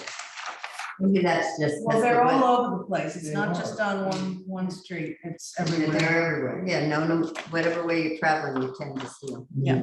But the weather's better. Maybe we're out more. You should be. Couldn't believe it. My wife said she was driving across the bridge coming into Sagaponic. And coming at her, just about to cross the bridge, was a giant truck Oh, that geez. would not allow the bridge. And then she saw a police car parked just got a off Jeep. the end of the bridge. And the truck pulled into that, turned left into that large property, backed around, and drove the other way. So Very it's one person who didn't cross. I have a question on the, I know it's not on the last report that we're referring to, but did we get a report from our officers or from anyone who wiped out the cemetery fence on the floor? Oh, over the weekend. Weekend, Monday, Gail and I, when we were walking, cleaned it up because all the pieces from the fence that got plowed Yeah, over it's were in the like road. three posts and six. So did that happen? Sometime over the weekend, I noticed it. I would go with Sunday night only Yeah. because you couldn't have driven. We walked at 6:30 that morning. It was really hard to get around the debris, so we slid it all onto the So grass. somebody could have just creamed into it and left. Yeah, Oh, you yeah. can see the tire tracks going right over the. I didn't hear anything, but And they missed all the stones, which was kind of amazing. Yeah, unfortunately, I missed them. Yeah, So fortunately. I'm assuming the fence is damaged. Oh, Yeah. big time. Fence is wiped out. Actually, it's picked up and taken out. Now, I don't know whether Mary Lee did that or whoever's on the cemetery committee I'm sure. picked up the shambles. Jeff White. Jeff White. And, Merrily. I don't know about Harry. Harry is the other one. Yeah, Harry's in the front, yeah. Yeah. Jagger's on Sag Cemetery. But I think there was so much debris in the road, it had to have been Sunday Yeah, night. I was just wondering if it had been reported. I didn't, it may have That's good you been, but brought it up. I I didn't forgot. get any, Okay. but I know will next time. inquire to see if they have had any information. They also in correspondence, is kind of land trust on its playing an intermediary role, I guess, in raising money to sell on. Right. They sent everybody this, I think we talked about it last meeting, they sent everybody this Yes. card. So they could see where they are in the, on the flood map and how they contribute to the pollution. And Bruce Horwick from the trust, the expert from the trust, has invited people for 3 meetings with him so they can learn how they can help, with gardening and their lawn care and their septic systems, how they can help with the pond. And then I don't know if anybody saw, but I know you saw, Ron Paulson, that they put the geoprobe near the bridge. It was this big machine. I was like, what's that? I guess they're taking soil samples because they're going to put permeable reactive barriers, which are really, these different plantings in order to help mitigate the pollution to the pond. So they're busy trying to come up with solutions. And anybody can have a meeting. Great. Bruce. Just click on the link. So that postcard was sent to all the property owners, I'm assuming in that cone. Watershed. Yeah, got one. Because we didn't get one here, but I did get the email. The papers I put in your packet was it sent by email to me. Which Right, which you forwarded to us too, which is Right. nice. Which I was gonna. Do you know what this means? The picture of the I postcard? think the red is So not they're- correct. Exactly. The So red is there are what? different- So there are different zones about how much you contribute to the pollution of Sag Pond. And so they're like, this dark is like, it's 2 years away, like whatever you put into the soil from your septic system or your lawn, your fertilizer, it takes 2 years to get into the pond. And then the red is 2 to 10 years. So the most, the people in the worst zones are in these Dark areas. really dark areas. Well, the other day I was at King Cullen when it was raining and I noticed in the parking lot, all of this oil was being drained into the grates in the parking lot. What kind of situation do we have for Sag Main Beach? That's a Where's it good being question. drained from? It's a really good From the question. parking lot, from the rain, you mean? Yeah, Is any Well, drains there's- at Sag? There's drains at King Cullen. Right. And it's all oil Yeah. from the cars that you can see going down the drain. So God forbid, help Poxy out, or not Poxy, what's that road? Kellis Pond. Yeah. Well, the one on the north side. Yeah. No, it's- Oh. Yeah. But right. I don't know what, I don't remember any grates either, but even so, it's gotta go somewhere. Well, the one drain off at Sag Main Beach, which is not our property, it's the town of Southampton's property, is where the puddle forms, just as you Oh, enter right. in on the north side. And that goes, you can see it where it goes directly into the pond. Well, that's where the ramp is to get in and out on with your boats. Well, Right. and that's where water goes. So what should we do? Well, I have spoken to the town and asked them to address it under our MS4. And so there you go. Well, And it's that still would be there. something we could tell these people about. Maybe they can get a filter going or I something. mean, they have to be aware of it if they've been studying it. Right. And they've had a monitor there. right in that area, in the pond itself, since, Where it comes off. since before the guys that are presently doing it. I And forget what who was about, doing that. what about the docks that I see? I haven't really paid attention, so they're kind of just, I'm just noticing them. Oh, what do people park at these docks? Especially the one right on the corner of the pond and the ocean. They have a dock there. Yeah, that's been there for quite a while. Yeah, what do they park there? I would assume a boat, Yeah, a little. so I don't know about boats being in that pond. It may be the guys that are doing Motorboats. this study. It is, yeah, there's no motorboats allowed. Okay. except for this one. They had a Just boat one in boat. there by the bridge, where they're taking those soil samples now, That's the only pretty much boat all allowed. full. You can Okay, see it so out they're, there. they're not allowing No, No, this is- gas-powered boats. This is set up through the trustees. yeah. Well, let I don't me know ask what you boat- this about, what about a small boat with a motor? Probably one of their rigs. I don't There know. are private docks that go into Sag Pond. And, On the other side, yeah. well, there's some on our side too. Is it? Oh, yeah. But I don't know what kind of boats, I've only They're seen not allowed kayaks Yeah, and yeah. like rowboats. I don't know what the trustees allow as Electric far as. motors. Yeah, those bait guys get. Okay, we're gonna move on. New business, we've got nothing to report on hedges, paving, repaving. Well, the only thing I have to A lot of report work being done is it on has started. drainage at the Hedges Lane, Sagamore Street intersection.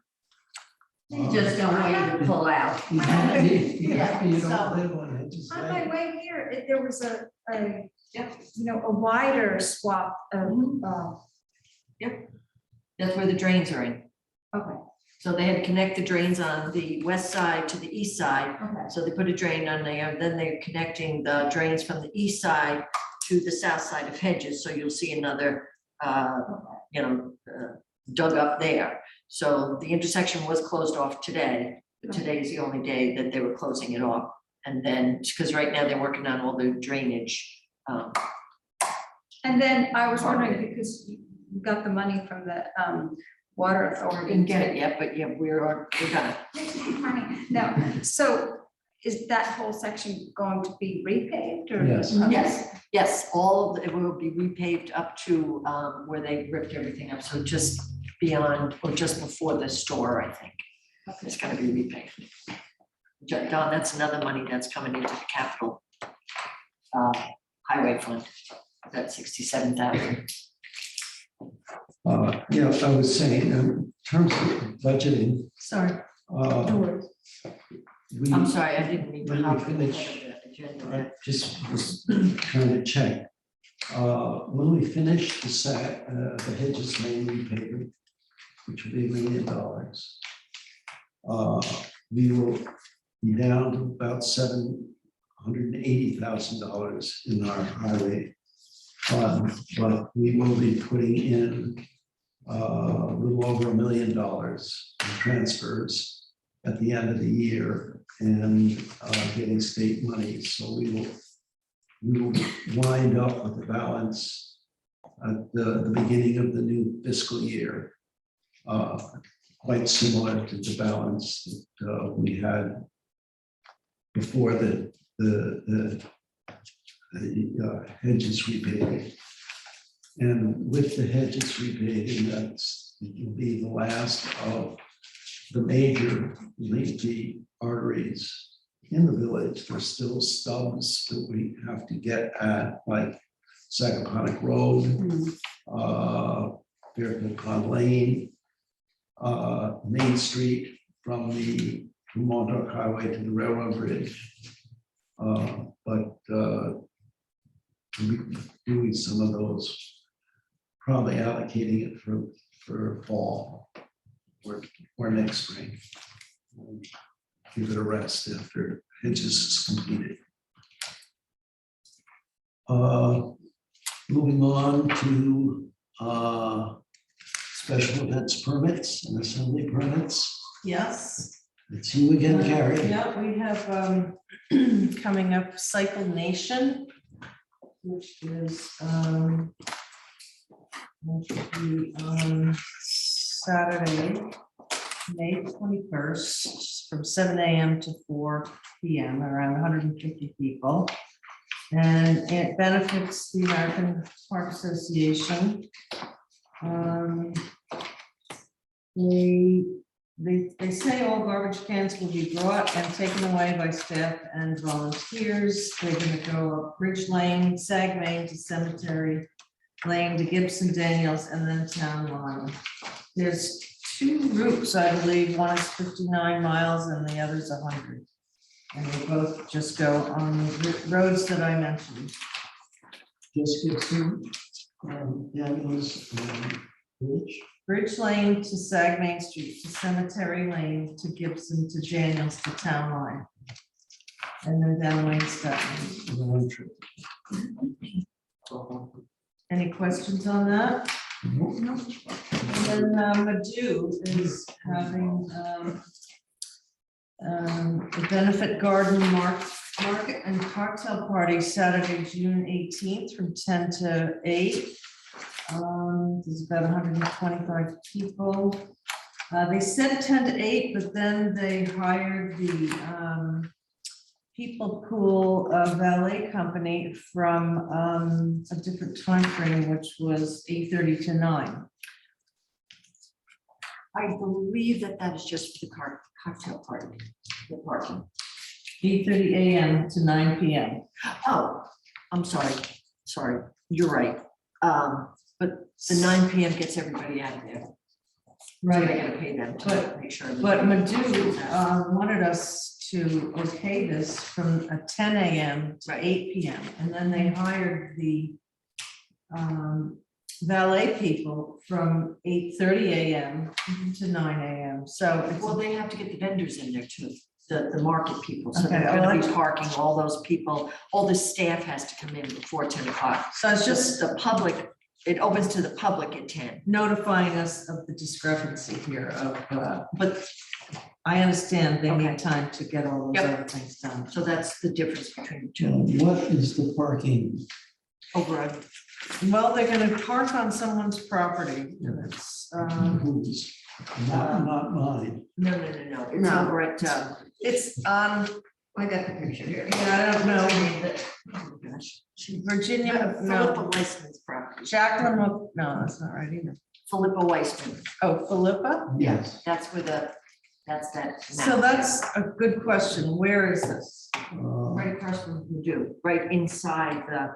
At the end of that circle road. Okay, Right, where's so- Madu? Right here. But wait a minute, I don't understand this. That's not.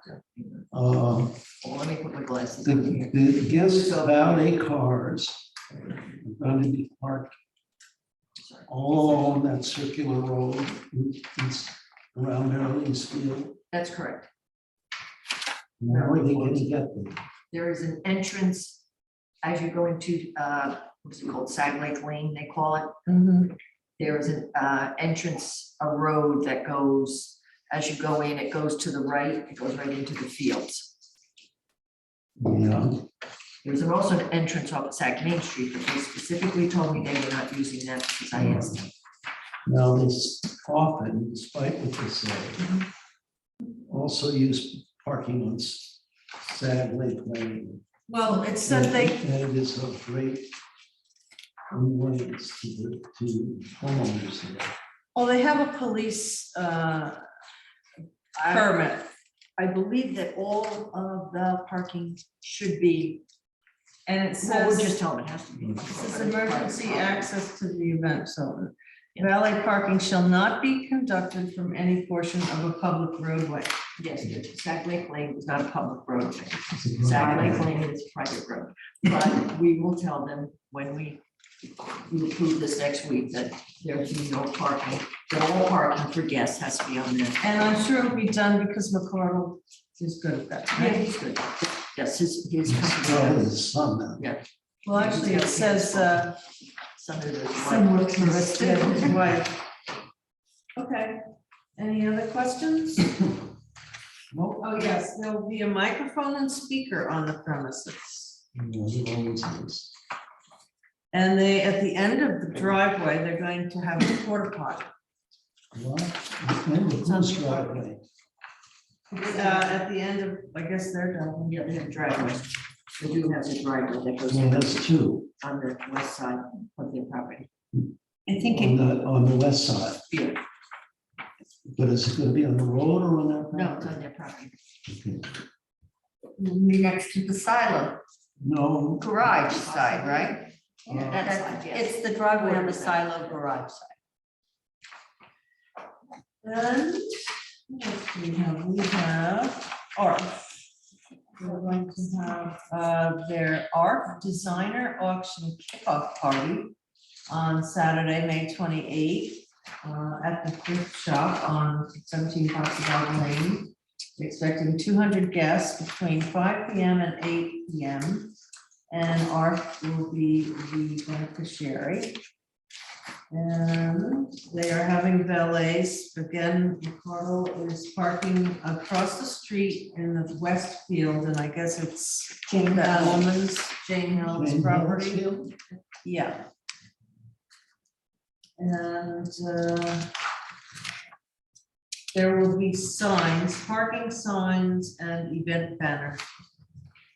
And I didn't, oh yeah, I can put the map. Okay. And the map is shown somewhere here. Oh no, we didn't get a parking map. Yeah, it's in here somewhere. It shows the field. You're right. I think it was the Oh, dark. yeah, it's right picture. here. Yeah, it's pretty dark. Dark, yeah, but this is. I just can't see anything. No. And there's Jane Helm's signature. It's, They've done it in the past, that's the same parking. So, Yeah, it's a repeat event like art, like we do is a repeat event. So was it just three? Was Long Island Cycle Nation Right, is the American Heart Association? Yeah, so it's just three. And that's that. Do you need motions on the? no, we do that next week. Okay. I'd like for the next thing in here, which is open meeting laws.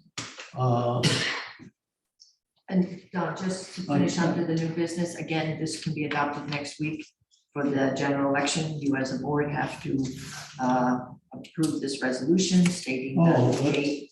I'm just going here by the. Yep. The paperwork, yes. Right. And so that you can do this next week, and then, of course, the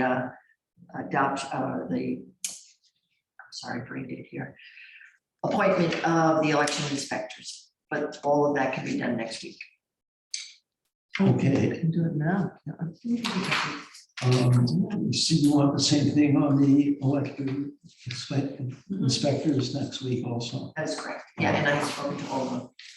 I'd like to let Brian discuss the changes to the open meeting law allowing hybrid meetings.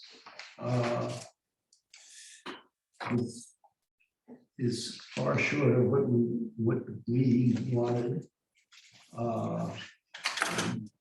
But it's look like much more of an achievement than it actually is. It's in the office for that long. I'll let Brian tell you what it does and what it doesn't do. And we are supposed to adopt a resolution outlining what our requirements are, but it doesn't seem to allow any latitude whatsoever. We have a 60-day grace period in which we can continue to be holding hybrid meetings of the kind that we're holding now. But within that 60 days, we have to adopt these new resolutions. So Brian, the floor is yours, but at the end, what on earth would we put in this resolution? That's the open question. So this is the problem with legislation that gets approved in the state budget package that they call the big ugly up in Albany, right? Laws go on all year, get debated, referred to committees. There's a great legislative history to it. But then here, this gets passed literally in the middle of the night in the budget process in a packet of laws that are literally this wide to try to find. So there's no legislative history or any definition of any of this. I think that I know that Assemblyman Field's strategy was to try to be as flexible as we were through the pandemic and perhaps got used to, but that was not fulfilled. So there are significant limitations to this as to what can and cannot happen. One, it makes very clear that the minimum quorum must be in the public location. The zoning board, any public board, the minimum quorum must be present. And that is just exactly the same as if the person did always that. been. Correct, exactly. In the next 60 days, which as this is happening, we'll see both from the Open Government Committee and NICOM, what local laws, proposed regulations are going to be proposed under this. I don't really even see much leeway. And you'll see it as soon as we get to this point. Once we adopt the written procedures, we can do it. But this is the key to the entire legislation. Members of the public body shall be physically present. This is normal. At any such meeting, unless such member is unable to be physically present at any such meeting location due to extraordinary circumstances, as set forth in the resolution of written procedures adopted pursuant to these paragraphs, including disability, illness, caregiving responsibilities, or any other significant or unexpected factor or event which precludes the member's physical attendance at such meeting. So I think that with those examples cooked into the legislation, I think being on vacation or being away or absent from the state is not going to suffice for a reason for ability to participate in video conferencing. The person, if they are somewhere else and subject to some extraordinary circumstance, they must be heard, seen, and identified at all times. So the camera has to be on. They have to be able to be heard and seen and identified wherever they are. Goes on to talk about minutes, talks about posted and archived the video for 5 years. We have to allow real-time participation in viewing, so this remote circumstance can continue. It's not going to be applicable during emergencies, and this whole thing will expire on January 1st, 2024. So basically, all that it is doing is allowing members of the public or consultants and or applicants to appear remotely.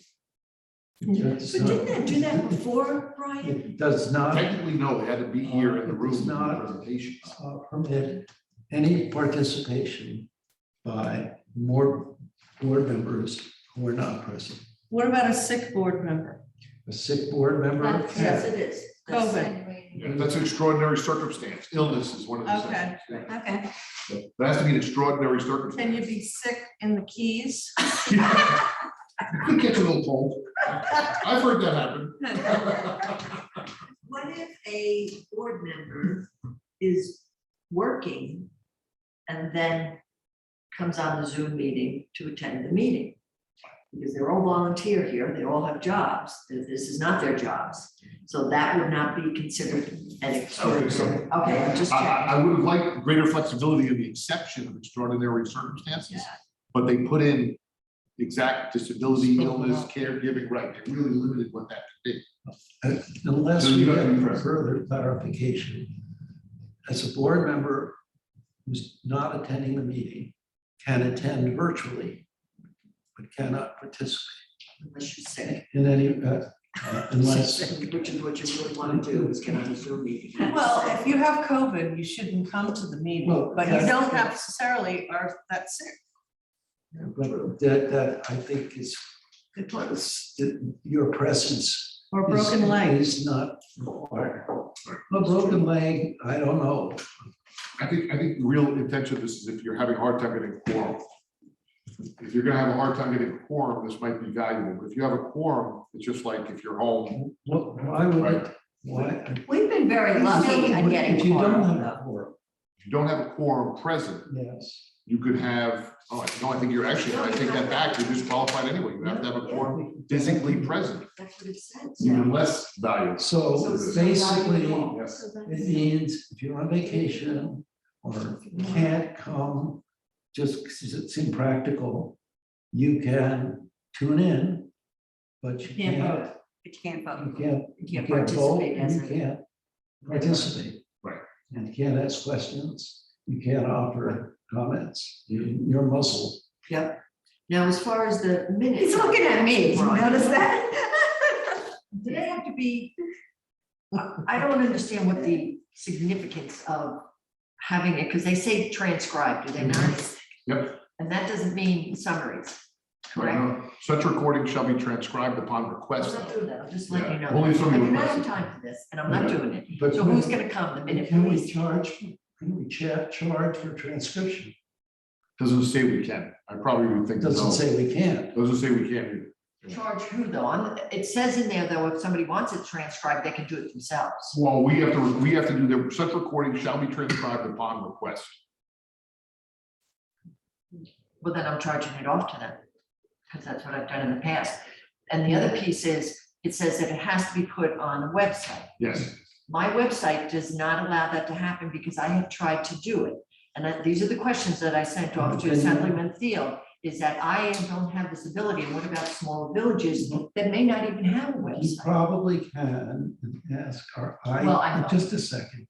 Ask our IT consultant if we can get a Dropbox account I have one of those already.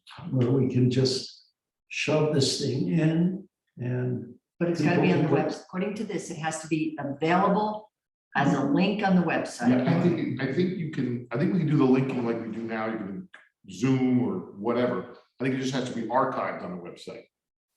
You have to archive the videos for 5 years.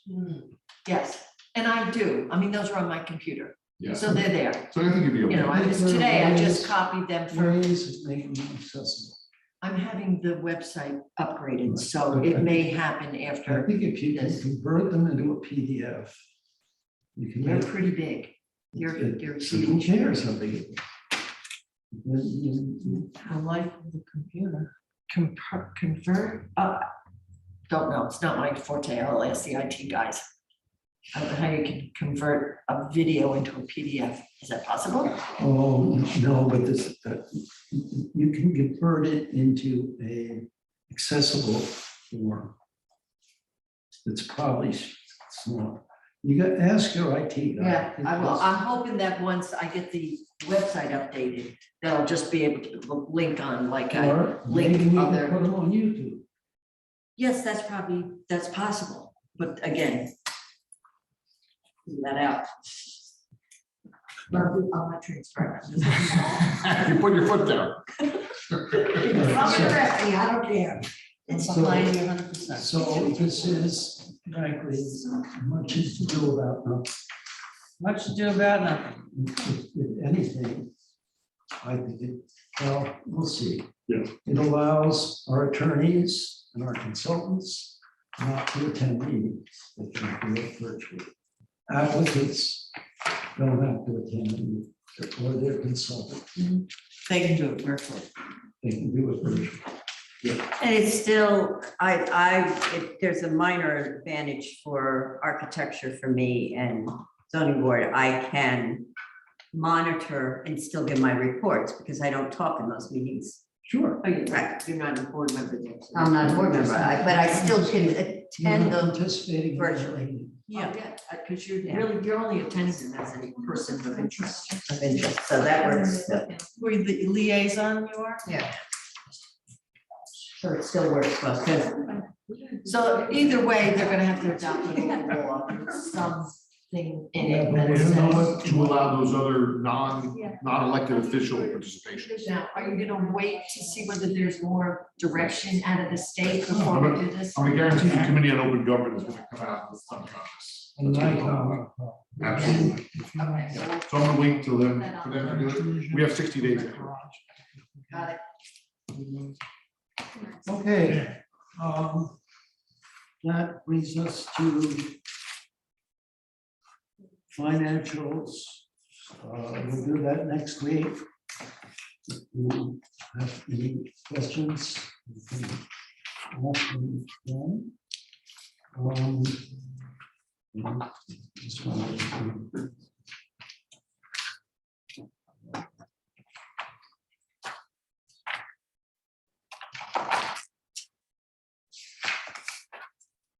Yeah.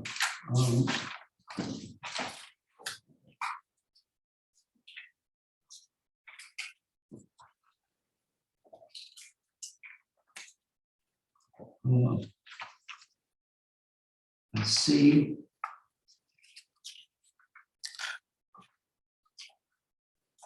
Yeah, we will probably have at least $750,000 surplus.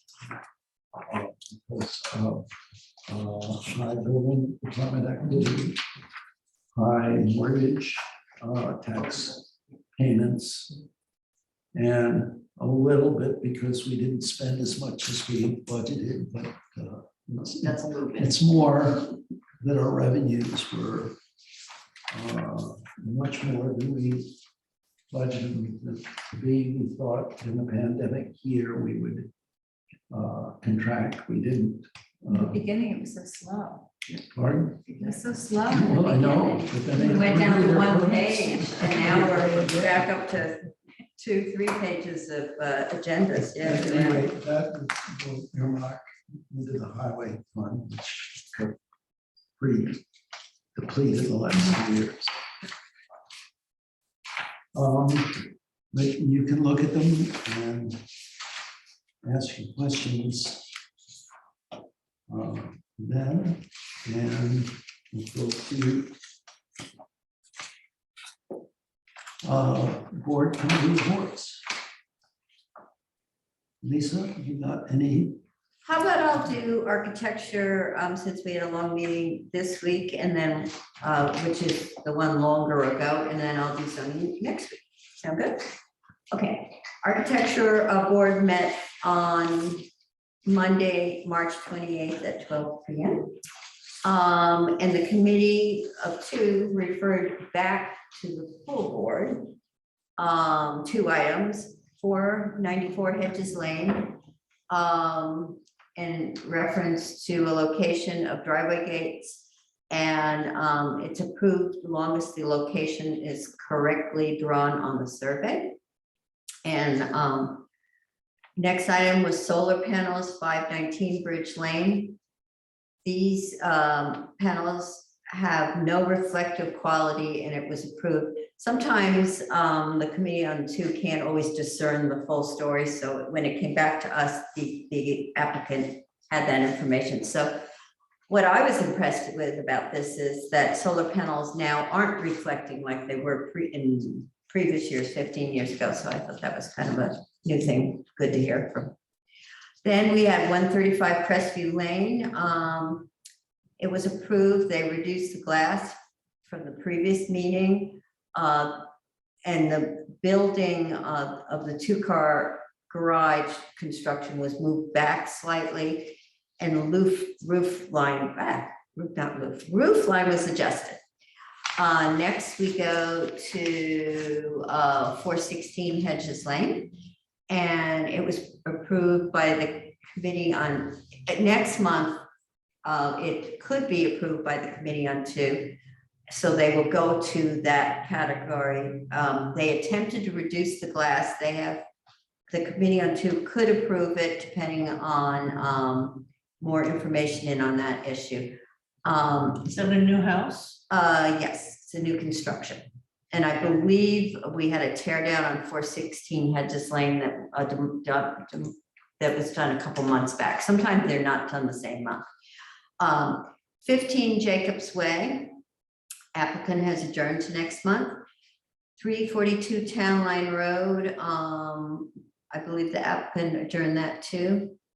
And the interesting one to me, 544 Hedges Lane, the applicants came back with their new proposal of glass, and I've never seen this before, and this is a Lisa comment, not a board comment. They reduced the glass only 2 to 3%. Usually when people come back, it's like a little bit more noticeable. Yeah. So they'll be coming back next month. And the final item was the old Jim Trees property, 159 Trees Lane. The applicant will be replacing exterior doors, windows, which remain basically in kind, but the item that had been held over from the previous meeting was the 4 skylights in the roof line, which were approved. And the committee wanted to just have a little time to get that straight so that the skylights wouldn't be seen across that large preserve area. So that's that for that, and I'll do zoning board next month so that I don't take all the time. Not next month, next week, sorry. Harry, you got anything? I'm all done, thank you. Well done. Bill? As we discussed already, the water authority and the drainage guys for us are busily working on Hedges Lane. They're down the other end also. They're on one end and down the other end, digging a big drainage basin there. So a lot of people are putting a lot of miles on their car to get from A to B. And they're getting lost because I've seen them go around the cemetery, Cemetery Lane back onto Sagmaid. They're debating over there because they're used to coming This down. morning on Daniels Lane, because of the closure at Hedges and the traffic up by what's that road there where the police station is in Waynescott? Oh, Waynescott, they were all closed That's too. been and Montauk Highway was across closed. Montauk Highway. So the traffic is backed up from there all the way past Bridgehead. Oh. So now they're all taking their shortcuts and ending up on Daniels Lane. This morning it was like one car steady after another. Well, it said Montauk Highway was going to be closed Well, I from did- 9 to some. I 9 did actually get it, spoke to the DRT guy today, and the work is for the wind farm. Wind Right. farm, The yeah. actual wind farm. So last night, tonight, and tomorrow night, from 9 PM to 3 AM, Yeah. Montauk Highway is completely closed, and the detours go up into Waynescott Harbor Road, and I'm sure we're there on the other Yeah. end. But he said it should be finished, the closure should be finished tomorrow night. If they don't finish tomorrow night, then there'll be one more night, and that will be Monday night. So after they finish that work, then it's just gonna be Monday through Friday from 10 to, what did he say, 3, I think. And you'll be, interrupted, you'll be able to get through, but it's gonna be. And what is this from like from I haven't been down east, so I don't know where it is. Well, they had the detour coming off of where the old Villador was. I'm losing the name of that road. Yeah, that's where. Before, they just took the building down, the old restaurant, and Waynescott Stone. Stone, yeah. They have them coming in there, and then they move them down Waynescott Main Street, and then they shoot them out Town Line. But today, due to us having Hedges closed, people were shooting down Daniels because they weren't able to figure, they were all confused. So. But that's the update, and that project's gonna take 3 to 4 weeks. So it should be finished by, the guy told me by April 30th, they're supposed to be done. Yeah, so there you go. Did you get that email from Cy Kinsella? He sent an email to like 1,000 some people about. And that's about the closure? Yes. Oh, no, and the guy that I spoke to today said, well, the company they hired to notify the public said that they notified every police department, highway department, and municipality. I said, well, they missed me, because I never got it. Oh, wow. Yeah, so, anyway, there you go. That's They've the also update. been street sweeping. We did Side Lane, we did Bridge Lane, Oh, the town did? yeah. Yeah, but they were like spreading around the dirt. I was Yeah. behind that, like there was no water. They were just making big smudges in the dirt. I'm like, oh. Anyway, Waiting for the sorry. rain to wash it off. You have a lot of dirt too. So much dirt. Down And there I because of was the behind construction, it, and yeah. Just like, With I see chunks of this dirt big, all like, over. streak of dirt behind him. Oh, Yeah. he's cleaning the road. But it means they're full and they gotta go empty that thing. Okay. Yeah. New technique. As long as they don't empty it in Sag Pond.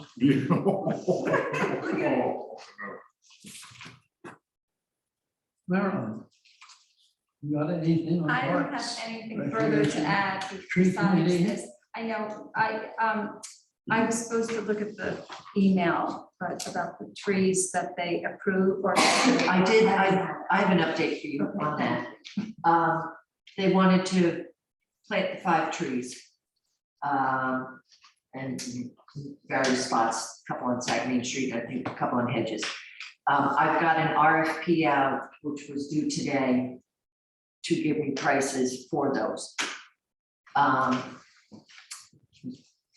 They range from $38,000 to $85,000. 25 trees I'll to bring it to you. replace I it? wanted to plant, to provide, supply and plant and maintain for a year 5 different trees. So I have to chat with Adeline. She didn't expect the prices to come in that high, so I don't know if they want to do all 5. What kind of trees were they? I didn't see There's the email. two London planes and 3 elms. And are they just Elms? enormous or what? Pardon? Frontier elms. Frontier elms, yeah. What did you say? Frontier elms, 3 frontiers and 2 of the, Was this from 2 different companies? no, this is from 4 different companies. Oh, 4. Yeah, 4 different Wow. companies. So anyway, I'll show that to Adeline tomorrow, see whether the tree committee still wants to go forward with that. They have money. They have 108,000, I think, in their account. But to plead themselves over Not to just 5. piss away. Well, I don't think it's pissing away. They want to, these 5 trees that they're suggesting, they had removed, I think, at least 3, I know. Anyway. Stay tuned. They're being Stay replaced. tuned. They're being replaced. Stay tuned and I will let you know whether the tree committee still wants to pursue that. So I'll have it for you next Wednesday on whether or not, what they want to do. If you get a chance, could you find out, she came down and looked at the tree right next to my driveway, Okay. Daniels. Uh-huh. The tree's falling apart every time. Oh, that's one of the trees. That's got to be removed. That was the tree that was damaged during the Daniels Lane. Yes. Because exactly. that, And yes, now it's, yes, that tree is not gonna make it. but I told her if they take it out, I'll put the replacement in. Okay, My son can get it from Whitmore, so he'll put it in, a good tree. okay, because I think one of the village trees won't have to is, pay for it. I think one of the trees is for that spot. Oh. So let me talk to Adeline, I'll show her what came in. 7,000. What was that? It'll save Maybe the locals just 7,000. saved $7,000. Yeah. How about that? So, anyway, that's the tree committee update and stay Okay. tuned. I'll let you know next week what the outcome is. Good, okay. Would you like a motion? I guess there's no members of the public here. Oh, I'm sorry. Bill, do you have anything you want to say? Then can I get a resolution to adjourn the meeting? So moved. Second. All in favor? Aye. Thanks all. Okay. Um, So you're going